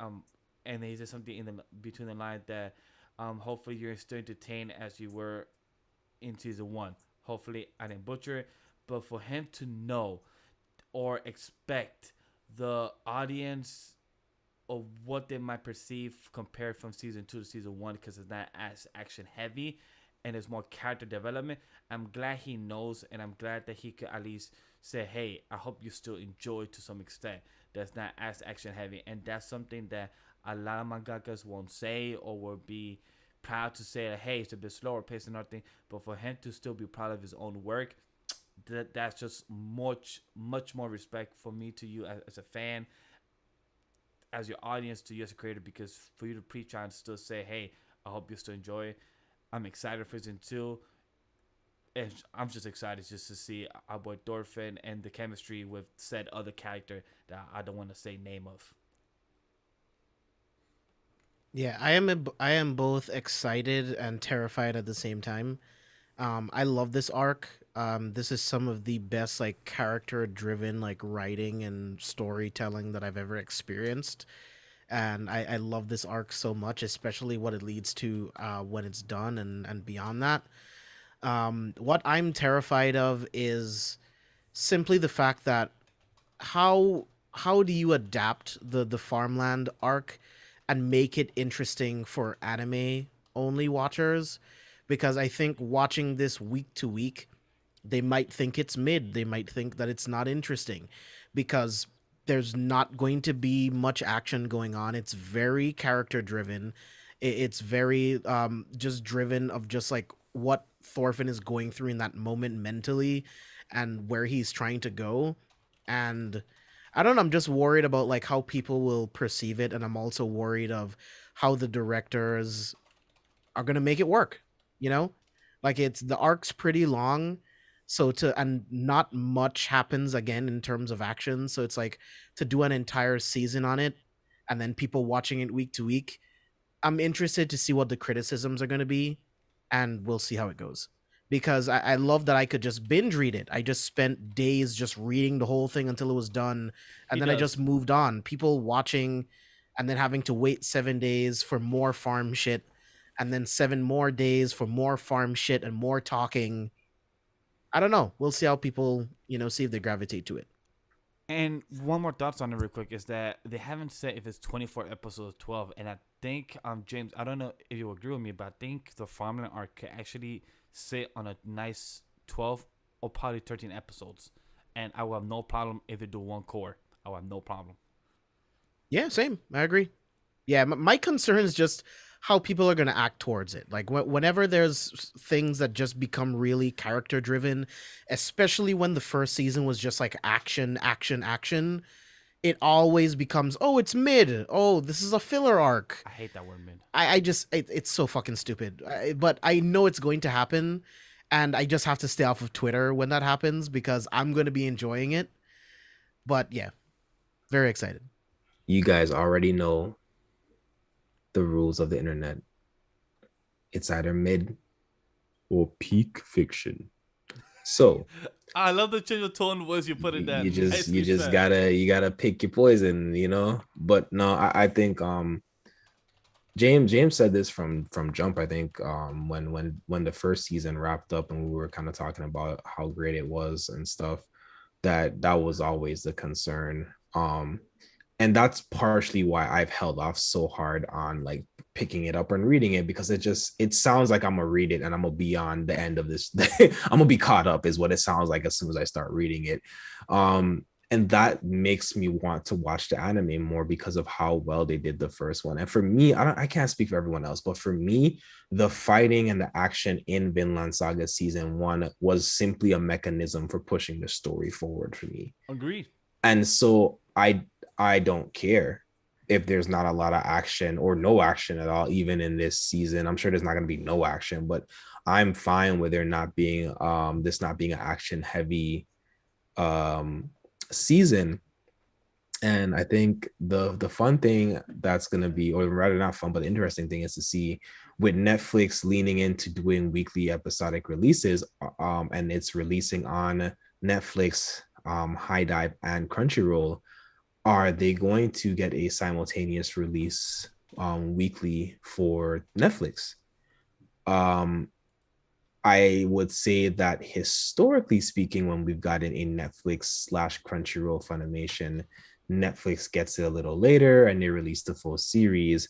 But usually in doing so, Netflix also gives us the dub immediately with the series. So I think that might end up being the trade-off, which I would be excited for, which in that case, that's kudos to you, Netflix, because I will wait to binge the whole series in dub, actually, because I really love the dub voice acting for Vinland Saga. Oh, really? There's I already a enjoyed dub it. version. There's I a dub know. version, but it's only I knew, available but- for the Blu-ray, I think, or the DVD from High Dive, I If believe. I'm correct, it's on Amazon Prime as well, but I haven't checked It's it out. I on heard. Prime. Yeah. It's on Prime with both versions. And again, like I listened to both. They're both good to me. Oh, nice. I think the representation of Thorfinn's rage is captured equally great in both the dub that's and the great to sub hear. version, in my personal opinion. Yeah, so like I said, I'm looking forward to this. I've been upset that this hasn't been announced. I couldn't believe why this wasn't being announced. It ended up in exactly the hands I wanted it to end up in studio wise, and it's coming out exactly when I wanted it to come out, right at the top of 2023, especially after the chaotic fall season that we're about to have at the bottom of this year. So I am just excited. I am ecstatic, and I'm ready to see where it is. Another reason why I'm worried, real quick, Vash, is of course. the God of High School treatment. Like, it just left a bad taste in my mouth, where it's just like, we know that there's a lot and we just want to get to the good shit. So we're kind of just going to really condense it and then just like get to more action stuff, which that's really what I'm afraid of. I'm afraid that they won't spend the 12, 13 episodes that Vash was talking about to actually flesh out the entire arc, and they may condense it because they feel fear that people might not be interested in it too much because there's not that much action compared to the first season. I hope they don't do that. I just have a small fear of that happening, just a little bit. Like, that arc has such a special place in my heart that is just, I'm just worried about everything. So I don't have that fear because guess what, James? You're gonna probably be positive about this. They still have the same director and same producer from season 1 on season 2. So when I saw that on the news and more info, I saw that and I was very happy about that, because sometimes when you change studio, they have a new director, like a new producer, like any live action TV shows, any anime stuff like that. When you change production, there's a whole budget, things are different. But when I saw that with the same director, same production, and everything, with more staff members most likely, so I was like, all right, cool. I have hope that you guys are not gonna fuck this up, and with the creator also being attached to this, that he's actually like seeing this through the pacing and everything correctly. That also gives me hope that this is being done correctly, because you know how the anime community always compare adaptation from manga to anime. This, not saying which is better, both each to their own. Each of their own manga gives the art, gives still the fearsome of Thorkill when he does what he does in the manga. In the anime, we have the voice actors, the music, the tone, everything adds its own flavor, each thing. But Vinland Saga is, I feel like it's a lightning in a bottle, where you cannot go wrong if you say anime is better than the manga or the manga is better than the anime. And I'm here saying it because I feel like that's on the nose, where Vinland Saga is one of those animes that's lightning in the bottle, where you cannot go wrong saying one or the other. At least it's on Crunchyroll, so it won't. That too. If it does Great perform marketing. well, if it does perform well, it'll get that added boost in marketing. And when we come back around in 2024 to talk about the Crunchyroll Awards, it doesn't have to get forced into the drama genre and not get the awards that it deserves. So I remember that. But question about that, guys. So we know Vinland Saga. wait, before you speed on past, Sam, did you have any thoughts? I feel like everyone except Sam gave their initial thoughts. I wasn't gonna speed up, go to next news. I was just gonna say, question to you guys. It said that Vinland Saga season 1 will be streamed on Crunchyroll, Netflix, and High Def on July 7th, but it doesn't say about season 2. Do you guys think season 2 will also be the same, or do you think it will be Crunchyroll first, and then from there will be spread to the other streaming servers? Yeah, that's what I said earlier. I think it's gonna go to Crunchyroll, possibly also High Dive, and then later, Netflix will get the full thing with the dub release afterwards. Yeah, it didn't click to what you were saying overall. My fault. Sam, your thoughts overall of season 2? Because like Kendall said, we don't think we heard your Yeah, because you guys were just talking from each other and just interrupting each other kind of thing from your train of thoughts and stuff, and I was just let you guys finish. But yeah, let's see. So it has been by 2023, it'll be a good almost 4-year time difference between the first season to the second season at this moment.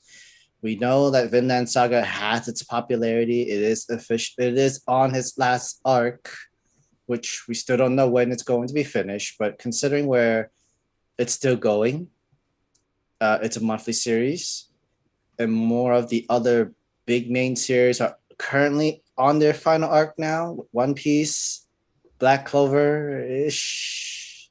I feel like that could end in a couple chapters. My Hero. I thought Berserk was in its after the 6 chapters. It's gonna go to the next and final arc, I believe. Like a lot of things are ending. I doubt that any of them are gonna last for 5 years. Like to end your series in 5 years, that seems a little too much. And for any series that can last more than 3 years is already a great accomplishment, especially for Weekly Shonen Jump series. Yeah, I'm about to say more likely for maybe the monthly ones, but even then, monthly has a better shot because like by 3 years you have about like 36 chapters, maybe. But like when it comes to like if it's like a weekly series, then like no, it's accomplishment to cover like 3 years, and that's like about a little bit less than 150 chapters, like 140 chapters if anything. But then knowing that everything is on their final arcs and they might end around the same year, I question and I kind of worry a little bit on what's our next generation arc of replacement of new series that's going to be replacing these. Like we do know like no one's ever gonna be replacing. I'm not saying like one's gonna be better than the other replacing slots from the new one compared to the old one. I'm saying is who's gonna be coming into the spotlight that's going to be help that's gonna be continuing the next 5 years of generation of storyline and helping push Jump into its new heights of generational readers and peaks and shoulds and that sort of stuff like that. Because having One Piece ends is going to be a completely game changer for Weekly Shonen Jump in general, and we're already seeing that already. Because we know, like, without One Piece, without My Hero, without JJK, with its dark content and seriousness notes and stuff like that, that means, like, are you going to replace the dark notes and other stuff like that that might not be appropriate for kids to read? Does that make Shonen Jump a series that's going to be made for, like, a really full kids-friendly kind of, like, magazines shonen, and everything goes to Jump Plus? I think we've already kind of naturally started progressing to those shorter terms. Like John just said, Demon Slayer was kind of like a quick burn. Food Wars, I don't think that was too lengthy in any kind of way. Promised Neverland was not very long. Even you think about Haikyuu. Yes. Haikyuu was lengthy, but it wasn't unnecessarily long by any means. I always praise Haikyuu for feeling like it knew exactly where it needed to end and job of Latin. I think though it drops, your internet drop, you might need to repeat. Yeah, I see the bar flickering. But I was saying that I think there goes the connection again. Mic check. You're good. You're good. You're funny, John. Yeah, so I really feel like we'll be fine. I think we've already kind of started naturally progressing towards that, and we just kind of didn't notice. It feels like some of these series that are ending have been, like, around for a long time, and some of them kind of also haven't. If you really think about it. I mean, One Piece was 98. I'm sorry, 89, wasn't it? No. Sorry, I'm saying outside of One Piece. So, like, JJK isn't gonna last forever. My Hero Academia is in its final saga. Again, talk about the Demon Slayers, the Promised Neverlands, Haikyuu, like a lot of other series that are still sitting there. Now, as far as that's concerned, there's still other series that need to be wrapped up that are long running. Hajime Uppo has never been finished animating, and it's still running as a manga, as a weekly release. The Gray Man has come back and is still running. Detective Conan has a spin-off series coming out. What was I'm drawing a blank. The other Bleach series, Kubo's other series, Burn the Witch, which is allegedly, he was saying that he was planning to continue writing, so he could be writing all now. So I think there's things in place. I think we have some things in place that can easily be slotted in. World Trigger switching to being a weekly series, I think, would be another good possibility later on as we kind of see some of these series die down, because I think it's a great series that gets shadowed by the fact that there are other series, other shonen series that are out there right now. I think we're gonna be fine. We're not getting a One Piece again, guys. It's not happening, and the only thing that could ever come close to letting that happen is a full-on health recovery, and we get Hunter x Hunter in its totality. That's the closest anything else could ever possibly get to being on that level. And I don't think there's or Kubo's sequel to Bleach in itself. Yeah, because that one shot was it is technically a, if I'm not mistaken, it is technically still placed in that world allegedly. So those type of series again, and I think that's the better way to go. I think James and I had a conversation about this on an episode before about, like, why not continue My Hero Academia in a different time, in a different country, there's a world. You sold me on a world. It's like, go somewhere else in the world and tell me a different story in a different time, in a different place. So I think there's going to be room for a lot of those things. Russia, Kingdom, Kingdom's going to come to a conclusion. They haven't said anything about it, but Kingdom is going to progress to conclusion, I think, also in the next 3 to 5 years. I need to go watch the anime. It's been apparently this current season has been doing really well, which I'm not surprised because I know which arc it's in, but I stopped watching the anime after the second season. I couldn't stand the animation style. I know it got a little better, but whatever. I was gonna say though, like, like yeah, these series there's gonna be more story from it, but then And then Kingdom would is number 3, Sam, if I'm not mistaken, over the past like 2 decades. It's actually the number yeah, 3. Its average is the number 3 selling spot. Like if you average the it total is sales across the entire manga over the past decade, plus it's actually Kingdom as the 3rd bestseller in Japan. right. But I mean, like we definitely can't see more side stories and everything. But I mean, will we see them on the Shonen Jump magazine in general? That's Now the question. that's the real question. I feel like we could see definitely get all these more other stories and side stories in a more darker tone or even more mature tone world into it, like more freedom from it. That's why we have the Jump Plus app. That's why we have like other Jump series with shonen series like Young Jump. There's also other shonen with Shangri-La and other series that's been very popular, very good on their own side. This sort of, but I mean, like, but the number one top spot to get the most spotlight is the Shonen Jump magazine in itself. Knowing that there's like they're already we've seen it, and like you said, it's already been transitioning slowly. What's ever gonna be whatever more kid friendly magazine kind of thing. But to be able to have that big spotlight to take under One Piece or My Hero, JJK, Black Clover, those kind of spotlight, it's just too hard to replace. What a next generation of new series, it's got the new people who currently right now who loves My Hero, One Piece, Black Clover, JJK, they'll be like, yo, our series was so much better than that series. Same the generation of, yo, Naruto, Bleach, and One Piece were our shit. And then before that, it was Dragon Ball was our shit. And then Hunter x Hunter was our shit. Yu Yu Hakusho was our shit.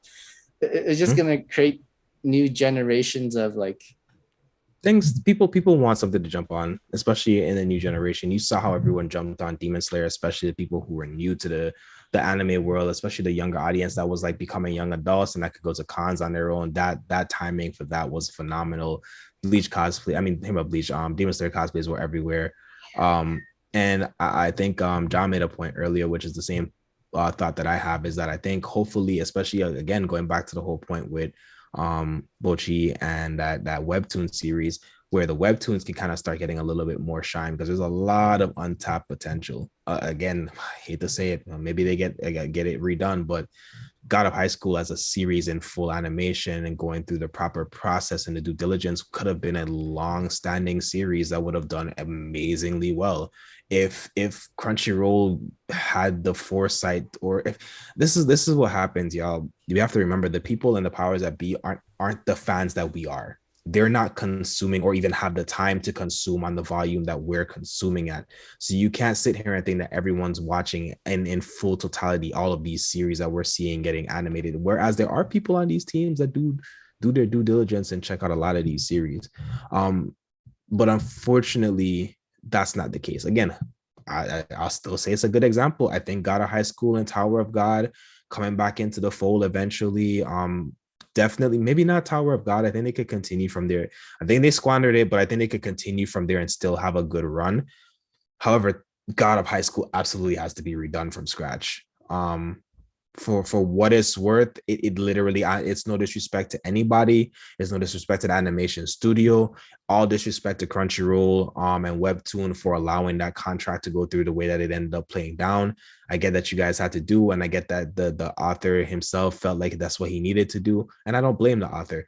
But I blame Webtoon and Crunchyroll for not having the foresight of understanding what the popularity of this series was and not pushing back against the author and saying, hey, man, you have a really good series here. We wouldn't have you sitting in front of us if you didn't have a really good series here. Are you sure you want to do this series like this? I think there should have been more pushback. So I hope that God of High School one day, hopefully in my lifetime, gets redone and is able to see its full cycle, because it's a really good action series. It's a really, really good action series. There's some parts later on as you get to like right before where he took the break, getting ready for this final arc, where it got a little wonky, but like he really pulls it back all together really well, in my opinion. So again, I think that there's a lot of hope out there. Solo Leveling, there's a lot of light novels. that are also have potential to be picked up as manga and webtoons, like the same way that Shield Hero did. I'm reading Omniscient Reader on Webtoons. That's really good. I think blurring the lines of getting outside of trying to be in the pocket of being shonen or shoujo. Some of the Webtoon series that are on there, like Your Throne and Remarried Empress, as Lore Olympus, a lot of these other different big series that are on Webtoons right now could get animated and it would do phenomenally well. They would do so well. You would question why you haven't been reading Webtoons your entire life.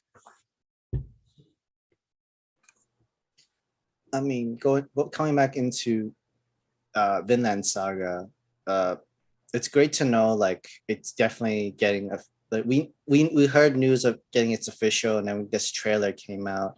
Very happy for it. Very glad that it's not in purgatory land where it's getting announced, it's getting official, it's getting announced. We just need to wait a very long time.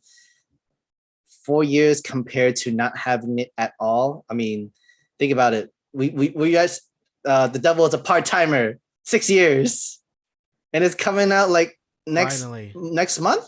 Exactly next month. Yeah, I think next month. Yeah, exactly. And like, we're so glad that it's coming back, and like in more streaming services that more people can watch, more versatile. I even remember during that same year or the following year of the Anime Awards, Ashkelad was one of the nominations for Best Villain of the Year, which got snubbed. I swear to God, he got snubbed. Yeah, I mean, like, I understand the Promised Neverland mom was a really good villain, but Ashkelad, like, he was a great antagonist. If Vinland Saga was on Crunchyroll that year, it would have won, yeah, for sure, landslide, and we would have seen Vinland Saga season 2 much earlier than Promised Neverland season 2. So yeah, there's so much layers to Ashkelad. There's so many layers to that character. If it was on Crunchyroll, like you guys were saying, they would have loved it.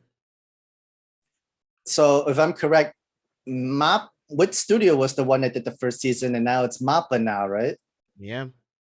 It's really cool to see where which studio. Hey man, we always trust Mappa to do this stuff for us. So here's the anime for this. Like Attack on Titan, here you go. Vinland Saga, here you go. Yeah, they did a good job. And we basically seen what studio is technically doing a lot more with Netflix animes and their own original stuff, with movies and shorter anime series. I guess it's a nice, easier momentum and speed, I would say. Because like going into our next news right now, the next original anime on Netflix coming to Netflix is called Moonrise. I mean, although like there are some hit or miss when it comes to Netflix original animes onto this, even with it's under which studio, it's always guaranteed you have the great animation style, but everything else it's a coin toss sometimes too. And Netflix is starting to adjust with its algorithm, or it's more like it's tested the water enough where it knows where it needs to be. Unfortunately, like some of the animators and animation team had to be let go. The 80 people that got let go, and I guess like they found the right balance and how much money that they've put into anime in general. I guess this is the best foot forward for both Wit Studio and Netflix together. Again, like I think we talked about it. Was it last week's episode? Yeah, I think it's important for Netflix to realize that they're not the best, and it's okay to outsource to studios that can do it. It's funny because it's questionable too. Like most of the stuff are questionable stuff to put into live action and original animes with that too. They're testing. That's the good thing about Netflix is, for what it's worth, with the hit or the miss, Netflix pushes the boundary. Netflix is willing to give people a chance, and that's what people don't give Netflix enough credit for, despite the things that they may not always do. They had the money for it. Like they have the money for it, and that's where they can do whatever they want and test. And they earned that. Like people have to remember, like Netflix, y'all forgot Netflix was at your gas stations. I on the remember. corner. You had Ah, to put money into the machine. Pepperidge Farm remembers. Yeah, Pepperidge Farm Farm remembers. No, for real. But like it's like humble beginnings realistically for them as an enterprise to then be able to have the money and then to specifically always target. They look for their minority audience and they look for ways to bring them into the popular mainstream, and that's something that Netflix does not get enough credit for.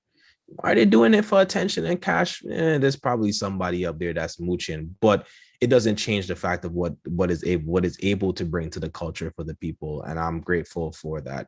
A lot of people I know, especially from like college and stuff, got into anime because it was on Netflix, because it was more easily accessible, because it was more easily digest, because of Netflix, because they didn't have to think about watching it week to week. There's a lot of people I see on Twitter now, and they're like, oh yeah, they're just starting to watch things week to week. So it's good that there's another place where you can have that collection of content, especially if it's something that you're already, you got because your family got it or whatever the case may be. You wanted to watch Grey's Anatomy or you wanted to watch Flash or whatever. It's like, oh yeah, I guess I'll check out the Hunter. I guess I'll check out, One Piece. I guess I'll check out whatever is currently listed there, Kuroko no Basket, Evangelion, whatever else. There's a lot of really great things that are on Netflix for you to kind of check out. And then there's even things that are on there where it's like you can watch the first season and then it's like, oh, I can go watch the rest of it on the official app or whatever on Crunchyroll. So like I think there's a really good balance that currently exists for Netflix. I think James, you said it the other day where like Netflix is kind of like the neutral ground for things, and I think that's a beautiful space to exist in. Yeah, so Sorry, go ahead, James. I was gonna say, like, they're also doing really good job on the Western animation stuff too, with Castlevania,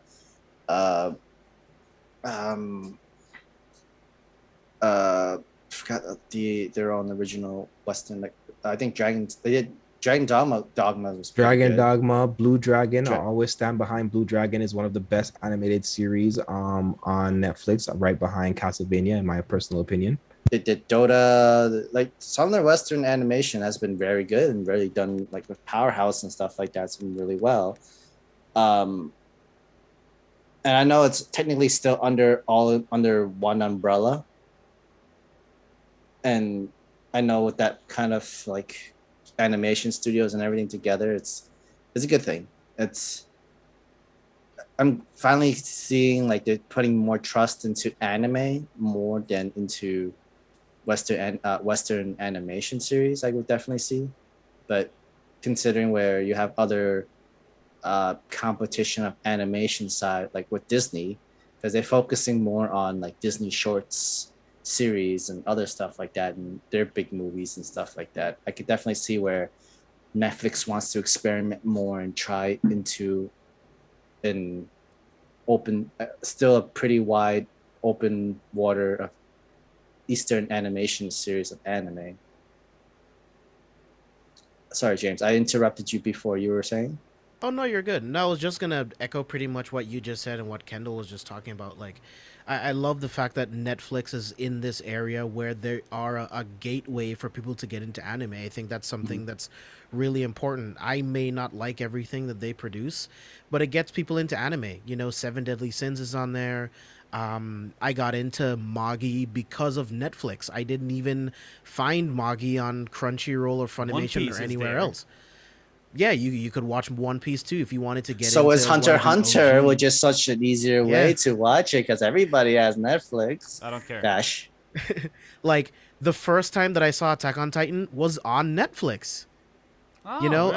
I was watching Full Season Metal 1. Alchemist Brotherhood on Netflix. I was binging the whole thing, and I was like, well, I just watched the greatest anime ever made.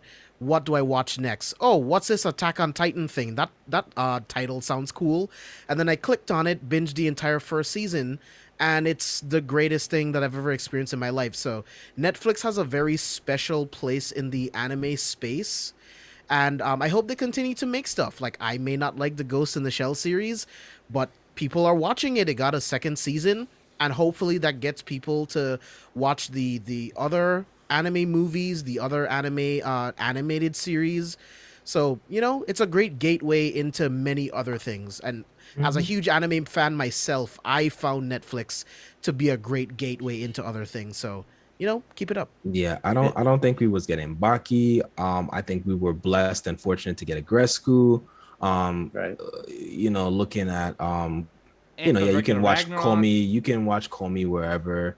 But also the fact that these series do exist there, and they And like, have their own pocket. Like they have their own pocket for where they exist. Netflix saying that they have their own pocket for where they exist in the anime community, and I think I would just, like I said before, I would just love them to lean into maybe the sports genre a little bit heavier. I I think feel Kuro like, basketball is there, right? yeah, they've had Karuko. They have Karuko. They've had Blue Haikyuu Lock for some now, people for some period of time.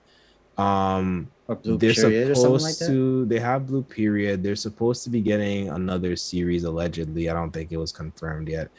But I think for me, I think they had Megalobox for a little bit. I think some of their most popular things that have hit them have been martial arts and or sports series, and I think they should lean into that a little bit more.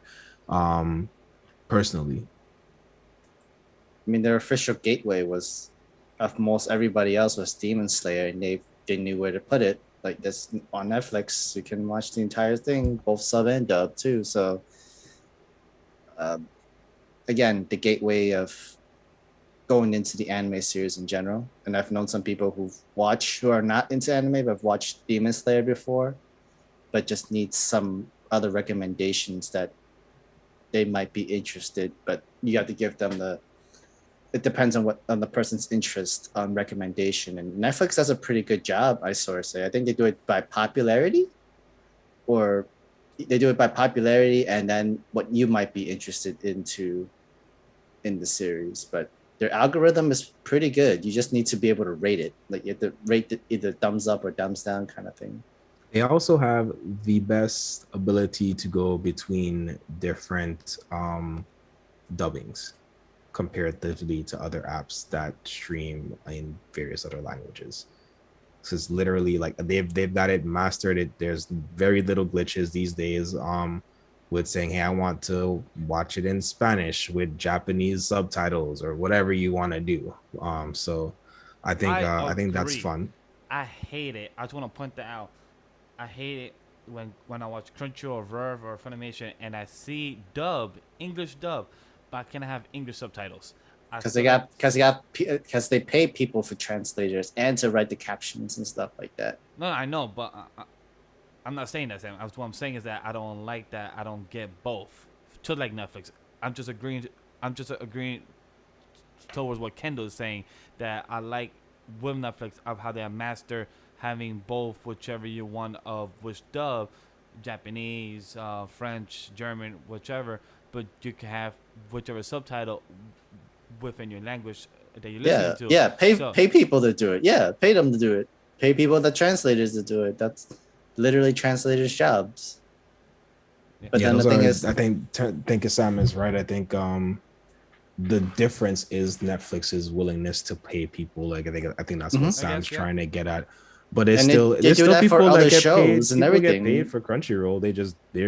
Their setup is terrible. Like, why is there? I'm clicking on an anime and it's like, here's 7 seasons, but it's not really 7 seasons. It's 5 languages for season 1 and 2 languages for season 2. I wish they would change that. That was my struggle yesterday when I was over Sam's crib, and Sam was prepping the dinner, and then Sam said, "Hey, bro, just choose what to watch." And then I go, trapping a dating sim, and then Verve don't really say which is what. So you literally have to play. Well, honestly, that's just like, anime. That's just anime with long ass titles. No. Okay, but hold up. That is just animes with long ass titles. Hold on. Let me say, because it's literally me reading, but on the TV it don't say trapping a dating sim, blah blah blah, and then say dub French, dub English. Again, long ass title before you can even get to the last translation. Let me finish. Is what I'm saying. Well, when you're in the PC, it says, but like, well, the whole title, it does all read it out, and then it tells you French dub, English dub. On the TV, it don't. So it is not the longest title. It's the apps that don't have that yet all figured out as well. So it's going back to Kendall's point is that whole verve with Crunchyroll and the whole merger with Funimation, they put more money into their apps being all aligned as well, and where which is more thoroughly. Hopefully, in the next couple of years, that they get that all fixed and organized. That's my hope for. That's my hope for that.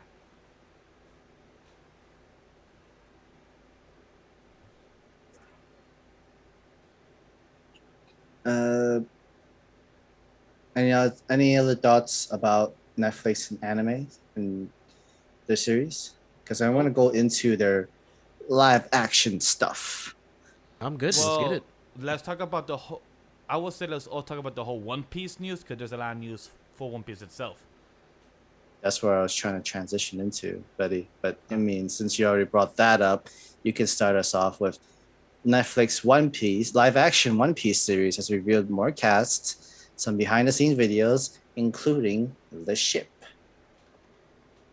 Like I said in the group chat, live action, it looks like they're putting a lot of faith, a lot of determination, and purely a lot of work for in South Africa with the ships, fully making the whole model and doing it. And like I told in the group chat, and like I think I told on the timeline, that if they want to make some money back, yes, you also have to spend money to pay the work of the chefs there.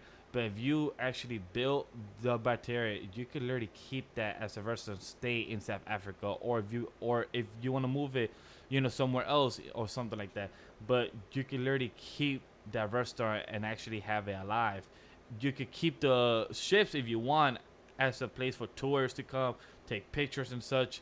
But for the live action, behind the scenes, and also announcing the other cast members, where I'm not shocked with what happened with the timeline when it came to the sister of Nami. Not shocked for what happened, but overall I'm very happy for the cast members.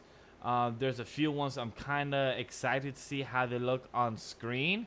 The people that are Garp, the guy who's the Marine that has the axe, he looks like him. But then I'm curious how you're gonna actually make him much bigger than Luffy in the camera work wise. Like, are you gonna film him more over the head shot? Are you gonna do more below shot on the waist and have him look very big compared to Luffy? All those things I have questions in the production world, but overall, very happy for the behind the scenes. They seem very smart in the marketing aspect too, because they know people have questions. People want to know answers. Because how the fuck are you doing One Piece live action? So it's more like, are you guys making it good? Here's like, I feel like they're doing kind of like a months, making sure like, hey guys, here's the behind the scenes. And then 3 months later, because we're in June, so that means the next 3 months will probably be in September. We get another behind the scenes or another look in probably the outfits or probably in the powers or probably the devil fruits. How they gonna look, the actual real fruits in real world. So like, how's that gonna look in live action? So overall, that would be hella dope. But overall, the behind the scenes, the cast members and the ships, and like I said, I would love to see for them to actually build something with that. So I'll say this. The sets that I have seen, the ships that they've put together, they look amazing. And that's what I expect. Cowboy Bebop also looked amazing. I think the VFX and the sets that they built all were immaculate. They built the ship and it looked exactly like how it looked in the anime. It felt used and gritty. Everything was great. I just don't see this working, man. Like, I don't want anyone to lose their jobs. I am not one of those people at all. But I don't see this making it past. It is a TV series, right? Yeah. Yes. Yeah, it's not making it past season 1, bro. I'm sorry. I just don't see how this works. I don't care how they try to pitch it with it being like, oh, we're going to make it like Pirates of the Caribbean. I don't buy it. There's certain things that only work in the anime lens, and a lot of that shit's in One Piece, and it's not going to translate to live action. Oh, I hope it does well. I really hope that One Piece fans like it, but I have zero hope. There's I just don't see how it's going to work. I mean, although Nami can be abusive like Amber Heard's, so. Ooh, shots fired.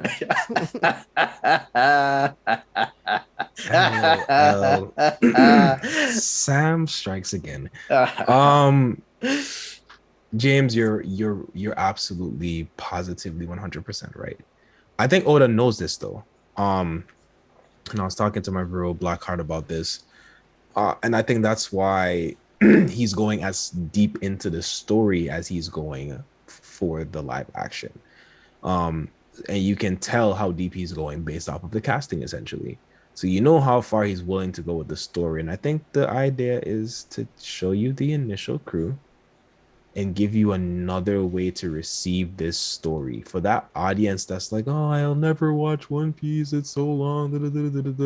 Then this is just another opportunity for more people to jump on the One Piece ship, no pun intended. And really enjoy the adventure and the story, because it's a good fun story. And I think in regards to your point, I think honestly, Grand Line, it gets worse after the Grand Line. Everything, if it feels cartoony out the gate, it gets even more cartoony after they cross over the Grand Line. And I think if they were to get a second season, I think it would be pertinent for them to stop at the Grand Line. No, where I would see them stopping, if it happens, Kendall, Alabasta arc, because they can literally film it in Egypt or. Well, my thoughts is that's where this first season ends. I think the first season ends there based off of the casting that we've seen so far. My initial hunch is that we end in Alabasta. I think that's the final arc. Yep. You pretty much have the most of the team together, and you pretty team. About is Luffy's first really big. Oh, did I drop? Yeah. Yeah, you dropped. Repeat the last 20 seconds. Yeah, so I was saying Crocodile and that arc is really the first big major bad that Luffy has to confront. And I think the story, I no disrespect to Arlong, but all disrespect to Arlong. Because the way that Crocodile does Luffy, without putting any spoilers on it, the way that Crocodile does Luffy dirty, Arlong doesn't even come close to that. Like, yeah, Arlong, I guess, is his first real bad, but like again, his first real big bad that he has to confront, especially with Crocodile's role in regards to the world in itself. It's his first real world, big world villain that he kind of really runs into. And I think, like I said, I think that'd just be a really good place to stop it. If they don't stop it there, maybe having another season just to get that arc in, that would be a good place. But I really just, this does not need to be a super long running thing. And I think Oda has the headspace to understand what he wants to execute with this. And I think he's okay with just one season. If it's super received well to the point where it demands a second season, cool. But again, I don't see you going beyond the Grand Line. I just don't. I think after that, it becomes even more cartoony. You finally get the time skip, you get the power-ups. It's a lot. It gets a lot. It gets to be a whole lot really, really quickly. I'm sure everyone's gonna want to see Robin though, and that's why I think it can go up to the Grand Line. But outside of that, who knows? My two biggest things is pirates are very animated, and then we're talking about pirates in One Piece. So it's like, how are you going to tote that line of being funny without being like too ridiculous and corny, right? And then, like I've said this multiple times, it's the devil fruit powers. You're not going to tell me that it's not going to exist in the show. And my thing is, how do you make it look good live action? Stretchy people don't look good live action. It does not work, bro. Like, I'm still waiting for the MCU to crack that code, but it's just like, it doesn't work. And then, like the clown pirate guy, that like his limbs, his limbs separate. Like, how the fuck is that gonna look on the show? you know me so well because I was literally about to bring that up as well because Buggy the Clown is literally probably should be in the second or third episode of the One Piece live action, and like that's a lot of green screen because you literally have to cut all the different type of body parts, or unless they're gonna do animatronics. If they do, that's also you put in a lot of budget and time. So for them to do that, that's it depends how you wanna save your budget on the green screen, the special effects side, It's gonna for the look visual so effects. stupid. It It's gonna doesn't look so matter. stupid. Buggy isn't that relevant. They don't have to have more than a scene showing off his power at this True. early stage of the series. He's just there for comedy relief Yeah, kind of thing. I don't think it's as big a deal currently. But again, even speaking of Buggy's role becomes more significant and he gets way more screen time after they cross the grand line. A Yeah, lot with of the Shanks and more everything like else. flamboyant characters, and I don't mean that to be offensive, I mean literally the more flashy characters, the more flashy moves are after you cross the grand line. We You have a get deeper dude. dive into hockey, all of these other different things. It's the grand line. The grand line is literally the stop point where I think you just have to accept. And I think that's going to be the pitch. Again, I think the pitch is going to be very big, much like it was for the anime of like, we're trying to get to the grand line. That's where the journey, the real things all start. And that can be the end point of where the max end point of where this line should go for this series. If not, I still think the end point should be Alabaster. If this series ends at Arlong Park, for instance, then they get a second season up to Alabaster, and I think that's it. I think you're literally asking for too much. It Trying to doesn't. go beyond that. I don't see them going to just Rosa all the way to Fisherman Island arc. Hell Oh, no. bro, impossible, bro, impossible. That it would have to be the best series to ever hit Netflix. Like, and it would, Or I mean, every season would have to be the best season to ever be released on Netflix. And I love Oda, but I just don't foresee that being a thing. And again, Luffy is very animated. How do you tone that down while also being respectful to Luffy while not making it corny? I don't see it, dude. Like I no, don't you see ain't it. wrong. And the deeper we go, the more weird laughs we get. So you're gonna be getting a whole bunch of and it's gonna be crazy. Y'all not gonna follow it. It's gonna take you out of moments. Again, it's fun to watch an animated thing because you kind of expect it. And One Piece is very much so a play in and of itself on like comical animation style. Like its world is a play on like that factor. So you can't make real people's eyes bulge out of their head, and we've seen that in live action, and it's never looked good ever. Every single time it's done, we know it's probably going to show up in this too. But look, we'll see what happens. I'm willing to bet it's better than people expected. The question is, will this be the best anime live adaptation, or will it suck? Good point. Only time will tell. I want it to be good. I really do. I'm just trying to be practical. Like there's certain things that I just don't see working. Like Netflix couldn't even make Cowboy Bebop work, and it's just space mercenaries. That's Yeah. all it is. There's nothing special about it. They're just space mercenaries. But this One Piece is a very anime, if that makes any sense. It is a very anime. And to translate that to live action, I just don't know. But we'll see. It's like 3 degrees of like cartooniness, and then you're trying to bring that into live action. Look, I'm gonna say this: if they can't, the Mihawk Zoro interaction up until that point, if they haven't ironed out whatever needs to be ironed out by that episode, sorry, Oda. I'm gonna still rock with you. You still my GOAT, but I'm gonna just blame Netflix. I don't even think it's gonna be on Oda. I'm gonna blame Netflix. I think we're all gonna blame Netflix. It's already Netflix's fault. So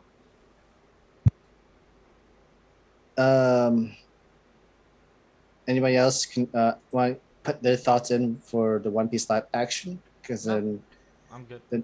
Continuing on to our One Piece news, the One Piece film Red has revealed a trailer, the cast, theme song, and it's going to release in Japan in August 6th.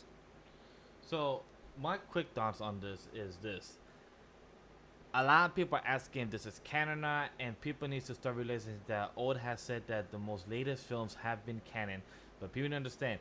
Oda has a goal. He wants to be done with this series, not because he hates the series, but he's because he already wants to get to the finish line. He's not in a rush, but he already has his ideas out.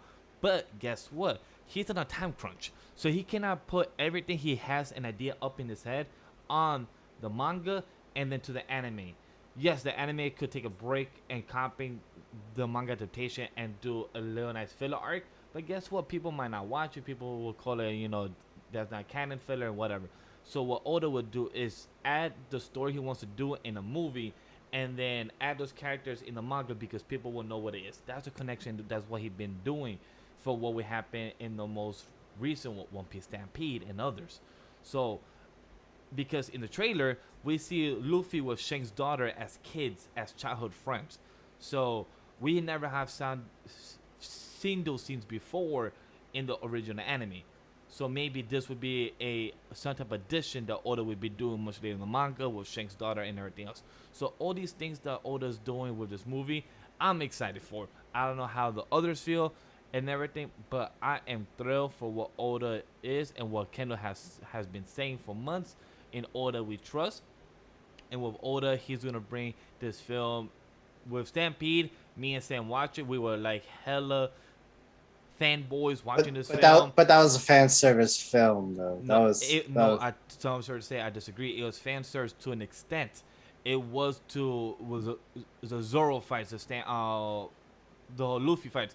But the generation, the more of the worst generation thing. Yes, it was a fan service as much as the Brawley movie was a fan service. Correct, but it was a lot of the setup to what is currently going on with Wano in the worst generation aspect. So it was a lot of setup to build up to those characters, the whole CP0, Rob Lucci and everything else. It's a lot of setup to what's happening right now during Wano, or technically has ended Wano and is going to go forward. So again, One Piece Film Red, I'm really excited for the trailer, the cast, and what they've been posting, because what we know about Big Mom, Wano, and what we see in said trailer, said Nami character, that's all I'm gonna say, because I don't want to spoil anybody like James or anybody that hasn't seen One Piece much right here in chat and the audience. I don't want to spoil too much about it, but overall, I'm excited. Look, you're already spoiling me because I still haven't watched any of the trailers. I don't know anything. I haven't watched neither of the trailers neither. Remember, I was on that long break. I don't care, honestly. In Oda, I trust to the point where I just tell me when the American date is coming out. That's the only thing that I care about. And that was my literal frustration, is that we got this much more content and we still didn't get an American release date, which is actually concerning to me. It's probably going to be late October. Yeah, because now, but also with us not getting it after the second trailer drop, it sounds like we're not getting it for an entire year, is what it sounds like. That could be up to Funimation themselves. Well, because Funimation is the one that licenses the movies. That's the big issue. Theaters. That's the big issue, because we know that the cast has just got back recently, a year or so into recording dubs. Mm-hmm.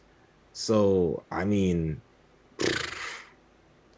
on that note, if you guys are casting for the One Piece Red film still, and you need a voice actor, my name is Kirk Kendall Grant, and I would love to be in a One Piece movie and or series. Thank you.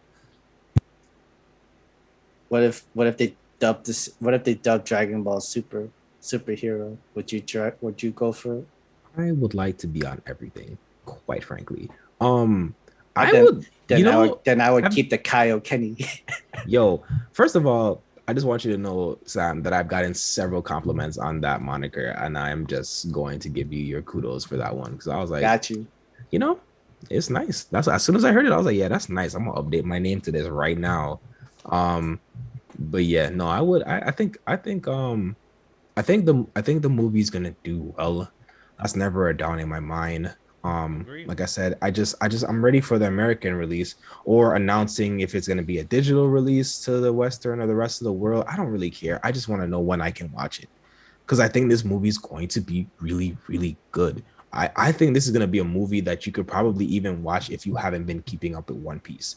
And I think that's the theme of this current thing that Oda is doing. The thing is to like, yo, I'm about to wrap this thing up. now's a good time for everybody to get on my train because I'm that guy. Good point. I think Yep. I think the movie is more or less done with. So he's now shifted. He said as much. He's now shifting his focus to wrapping up the live action so he can get back to focusing. He's taking the month break to focus on finishing up the parts of the live action. And then we're gonna come back off of that break. Wano's gonna more or less be wrapped up or being wrapped up, and we're gonna transition into not the final arc like you guys have been misappropriately saying online. The last saga, words have meanings. They use certain words for a reason, especially in Japanese culture where it's hard to translate certain things at times. There are specific words for a reason. The last saga, guys. So there's still more to be had. I think he's still on track. He said about 5 years, about a year and a half ago. I think we're still on track to finish in another 3.5 years or so. So since you brought up, I would love to, unless James, do you want to talk about the film Red? I mean, I don't have much thoughts because I'm not really attached to any of the Cool. characters in One Piece, but I did think the trailer looked interesting. All right. Glad to hear. So, because I want to use that transition to talk about what Kendall brought up, saying that One Piece is taking its break of a 1 month hiatus at the end of the month and coming back at the end of July. And I love how people was misunderstanding about last arc or last saga. At the end of the day, Oda has said he's literally about to wrap this in the next 3 years. So at the end, it's an arc. You can literally one arc had an arc, but guess what? It had 3 parts: part 1, part 2, part 3, and it was still one arc. Did y'all complain? People were guessing, wait, is he gonna have a part 4? No, but people were still complaining like this is getting too long. It's been 3 years. Guess what? Oda did say that he was planning to actually finish the series by year 2025. So that means we're literally less than 4 years away. So we're less than maybe 150 chapters to 200 away. So we're literally at the finish line. So no matter if he did say last arc or last saga, in the Japanese translation, both mean the same. Same thing with Black Clover. The same thing with My Hero. People threw a fit a month or two ago when it was the Black Clover last arc. 5 months ago when it was My Hero Academia last arc or last saga. At the end of the day, all these series are coming to an end, and I'm sorry to say, I'm fine with it. I grew up with Naruto ending, I grew up with Bleach ending, and I'm gonna grow up with One Piece ending. And that means there's newer series that I could grow up and grow fond of, and then see them start and then see them end. So I don't see the pain that people complaining about One Piece ending. That that means Shonen Jump is coming to an end. I'm like, bitch, no. I'm sorry. Oh man, yeah, no. I think one, I'm grateful. I think I said that on the episode on Shonen Ronin Sunday that I'm pretty sure that a break was looming. So I'm glad that the break is being taken. I think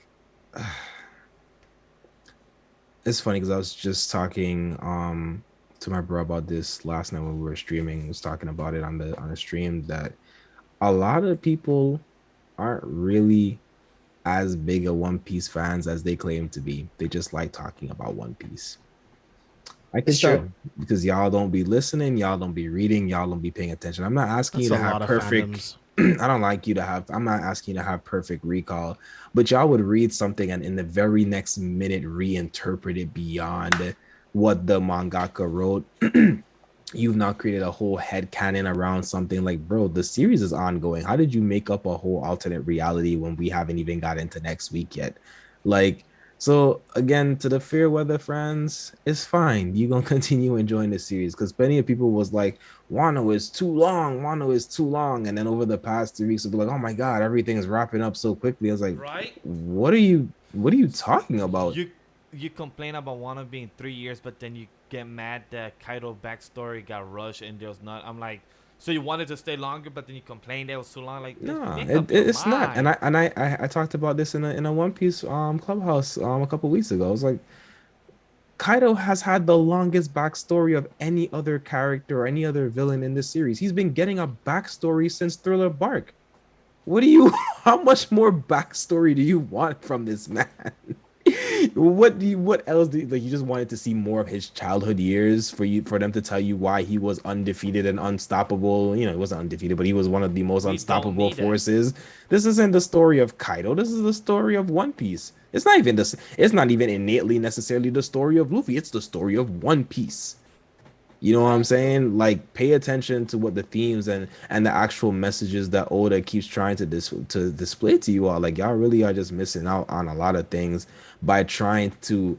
You guys want One Piece to be this stereotypical anime so bad just so that you guys can say that you predicted what was going to happen. That's all it is. Nicely And it's said. those same expectations and pressures that has Attack on Titans in a state that it currently is in the animation.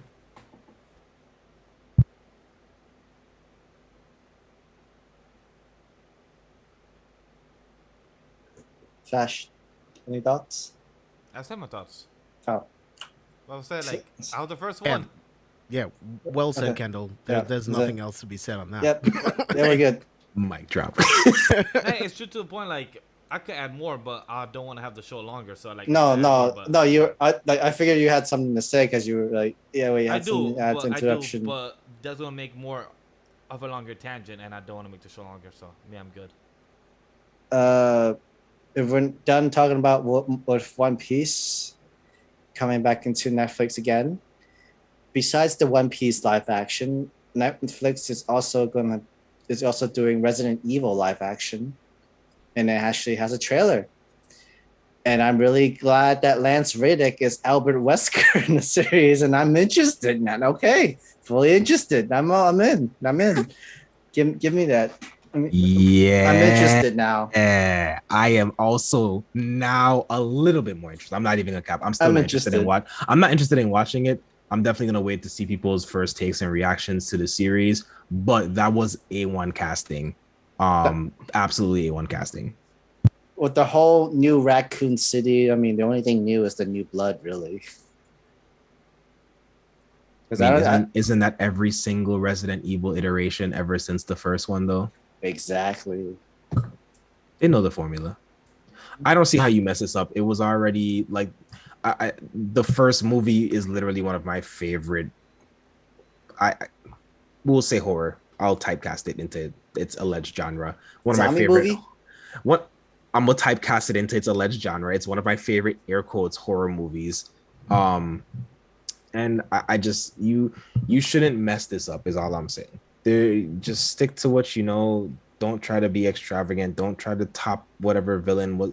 There's a lot of people that are unfamiliar with the Resident Evil verse. This is a good opportunity to take the chance to breed in a new culture around Resident Evil, so people can go back and invest in your video games, which have continued to sell phenomenally over the years. So I think this could be a great cash cow for Resident Evil. If I had any predictions, I don't think it's going to be like Stranger Things or The Witcher level, but it's going to be definitely a quality series that people can pick up and watch. And it's going to be a kind of genre and take that is a little different than what the current high palette of Netflix is. So, James? I have zero hope in this series. Zero hope. It's like, sure, you got Lance Reddick. I love Lance Reddick. Like, ever since the Fringe days, John Wick, I love Lance Reddick. Let's just watch his scenes. Just watch his scenes and shows, and let's call it. Since the Resident Evil movie from the early 2000s, everything else that had Resident Evil on it that was live action was fucking terrible. I agree. They tried Welcome to Raccoon City. Embarrassing. It was absolutely fucking terrible. So for them to make a series, yes, you do have more time to play around with the lore and the universe of Resident Evil and Raccoon City, give you a nice like claustrophobic feel for a couple episodes, but I don't know. I haven't seen the evidence to think that it's going to be good. You know, I hope it's good. I'll be watching it when it drops. I hope it gets good reviews. I hope it's good when I watch it, you know? But as of right now, there is no evidence that leads me to believe that this could be good. That's true. We can have low expectation for this. Like, the only thing they really like shown, like they really start, are their monsters. Are there many like zombie monsters, like the worm, the dogs, the I don't know if they added Nemesis in there. No, they didn't add Nemesis. But I mean, like, I'll still watch it the day it's released. But yeah, it's better to have a low expectations going into any live action Resident Evil shows, considering the movies. But it's at least it's not the same director.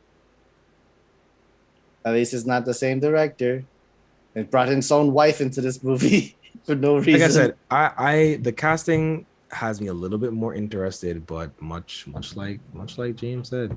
Even when James said it, I just literally had a flashback of progressing through the first 3 movies, and I was like, how did you get so bad? Progressively. Did you see the last one? The last one with live Mila action? Jovovich? Yeah.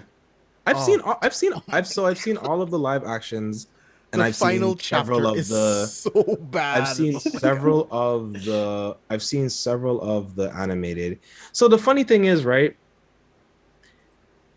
In each of the movies past the first movie, there are parts of it that are good. Facts. I agree. I don't know what it is, but there's like a series of like scenes and are just like it almost, and it's always usually towards the beginning, if I'm being honest, that makes you feel like this might be a good movie. That's why they hooked you to like, gotcha, I gotcha. I'm And glad then you mentioned that. I'm watching a street brawl with helicopters in a world that helicopters shouldn't even be operational anymore at this point, and people are landing on random ships in the middle of the ocean that could have been saved people, but it just didn't because whatever reason, and now they're in the desert for some reason, or for some who gives reason a you have a whole platoon of military soldiers that's able to do all these missions too. Logic went out the door. Yeah, it really did. But I agree completely. There are moments in each movie where it's like, yeah, this is actually kind of lit, and then everything else around it, all the way until the end, just fucking garbage. Right after that, Resident Evil 2, the scene in the church, the scene in the graveyard, awesome scenes. bro, that's literally one of the best the best scenes. The church scene is literally one of the best Resident Evil scenes. It's the beginning of the movie. It goes completely downhill from there. When I tell you it's the beginning of the movie, if you've never seen it, it's literally the first 10 minutes of the movie, and it's the only thing you're gonna remember from the movie.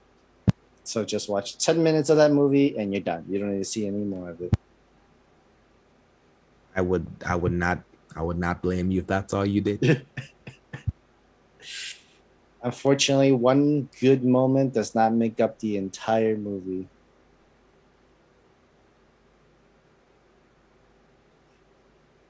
Moving on to continue on Netflix news and anime, back to Cyberpunk EDGERUNNERS coming to Netflix on September 2022.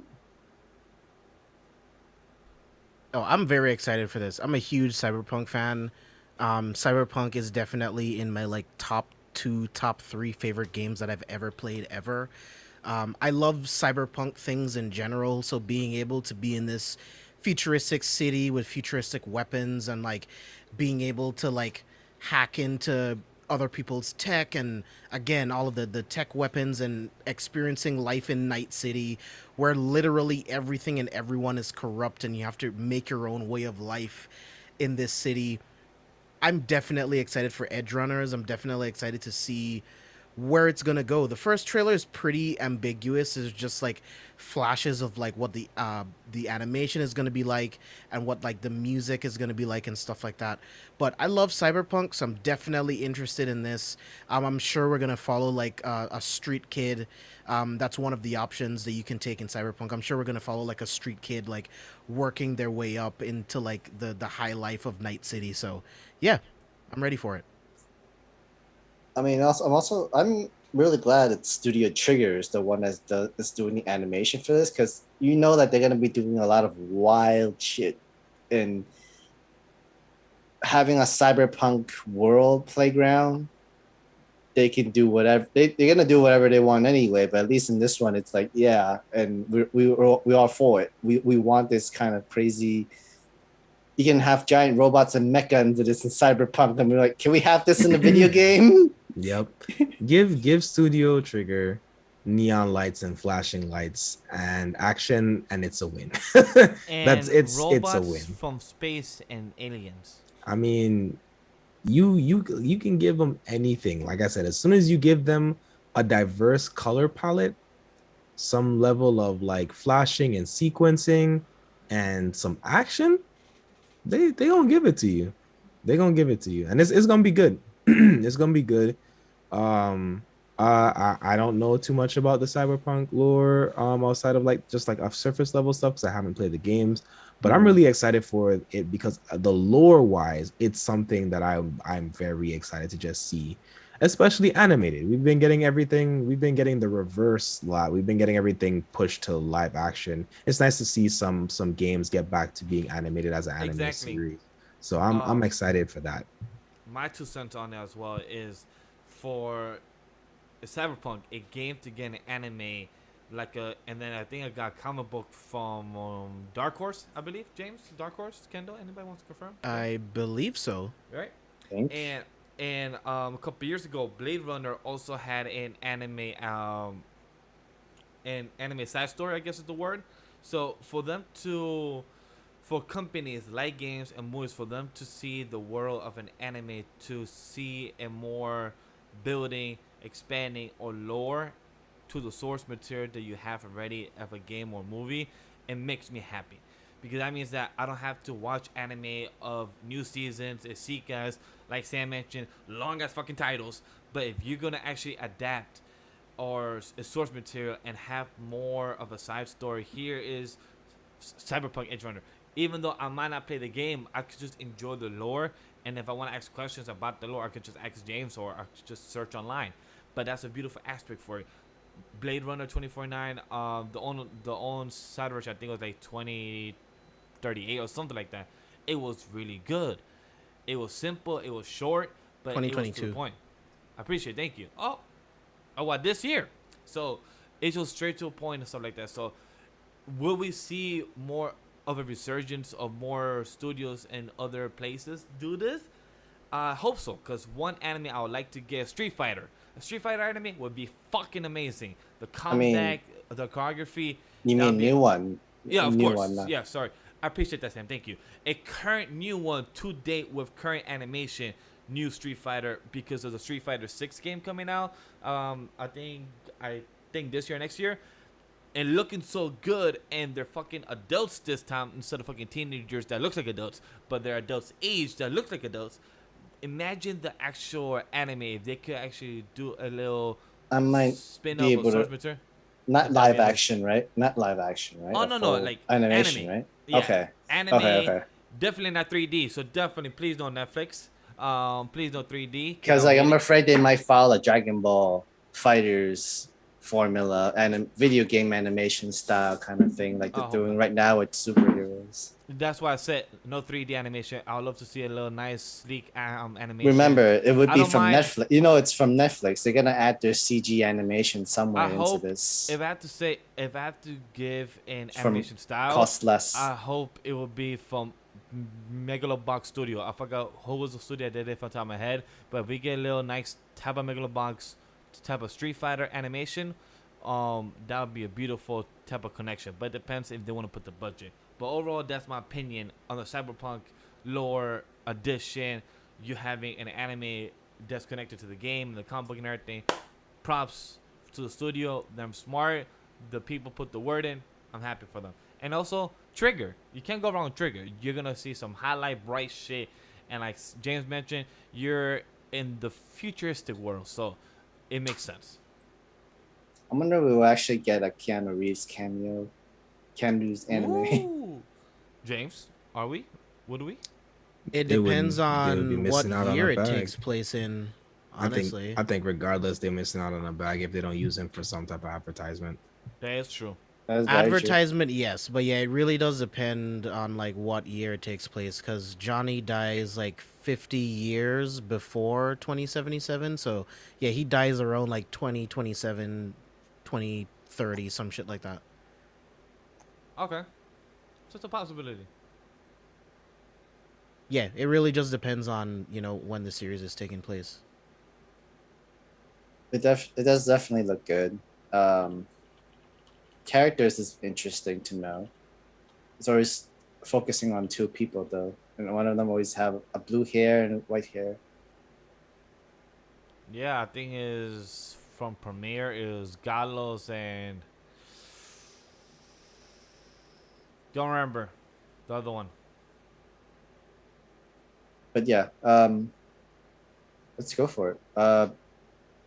September 2022, not too long from now, three And it's 10 months. episodes. It's 10 episodes too. Uh, Never don't haven't heard about the studio before. The CD Project Projectors,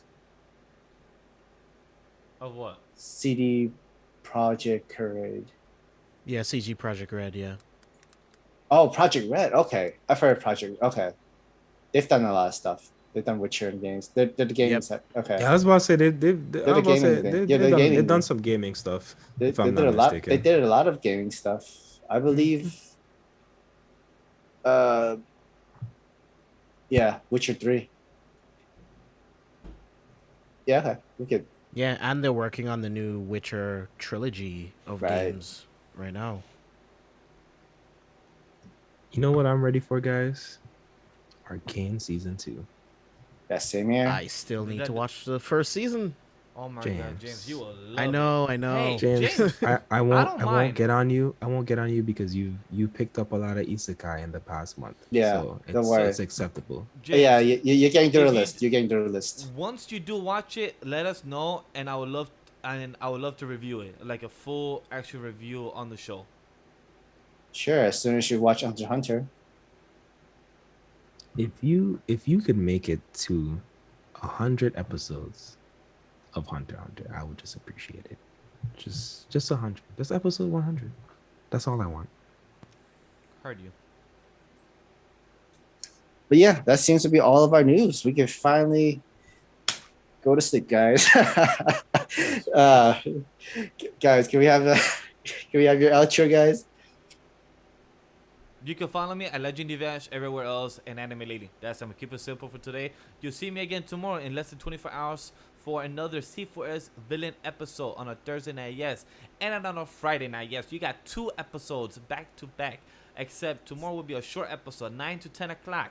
It will be only a Miss Marvel coverage only episode. Friday is gonna be Obi-Wan Kenobi and news that has come out this week. So definitely will be hype. I probably took up James stuff to announce as well. So James could go next and just add anything I missed. Oh, you Told you, the impatient, engaged, wholesome. I'm tired. That's it. Yeah, but you guys can follow me on Twitter at JBExclusive, where I post some of my favorite cinematography shots from movies and TV shows. I also talk about like comics and manga and all kind of shit on there, so follow me there. Go to carefulfootspoilers.com, find literally everything that we do. Tomorrow, you've got to see this episode 4 of the Recast Cast. I was fortunate enough to be on that episode with Brad and Blake, and we are recasting the Fantastic Four for the MCU, where we came up with our 4 Fantastic Four, who we want to play Doctor Doom, and what director we would choose to direct that Fantastic Four movie that drops tomorrow, like I said. And like Vash mentioned already, we're doing Miss Marvel. We're just going to do a quick like 45 minutes to an hour stream just breaking down the episode, and then like he said, Friday we're going to talk about a little bit of news, and then we're going to do a full breakdown in Obi-Wan Kenobi part 4 because it's my favorite episode so far and there is a lot to break down, so can't wait to talk about it. Kyle Kenny. Sorry, I'm starting to fall asleep there, Sam. As you can see, I put on my magical bonnet. No, but you guys can follow me at Kendall X Anime everywhere. And if you can't find me on one location or another, you can just go to my Twitter. I got my link tree posted there. Go to my Instagram. It's literally the same thing everywhere. Until I blow up and someone tries to get my at name, because that's what people do. But you can definitely check me out there. I don't know, guys. I'm tired. I feel like I have something else to say, but it's gone. It's gone. That's okay, guys. Thank you guys for the watchers, our viewers for watching and listening. I've been Sam the Mega Man. You can follow me on all my social medias. You can remember to like Anime Lady channel, like the video if you enjoyed it. Subscribe to the channel, of course. And all of our descriptions and all of our plugs are all down below, down in the descriptions. Thank you guys for watching. This has been the Anime Lady Podcast. Peace. And cheese goes on pancakes. Watch Hunter x Hunter.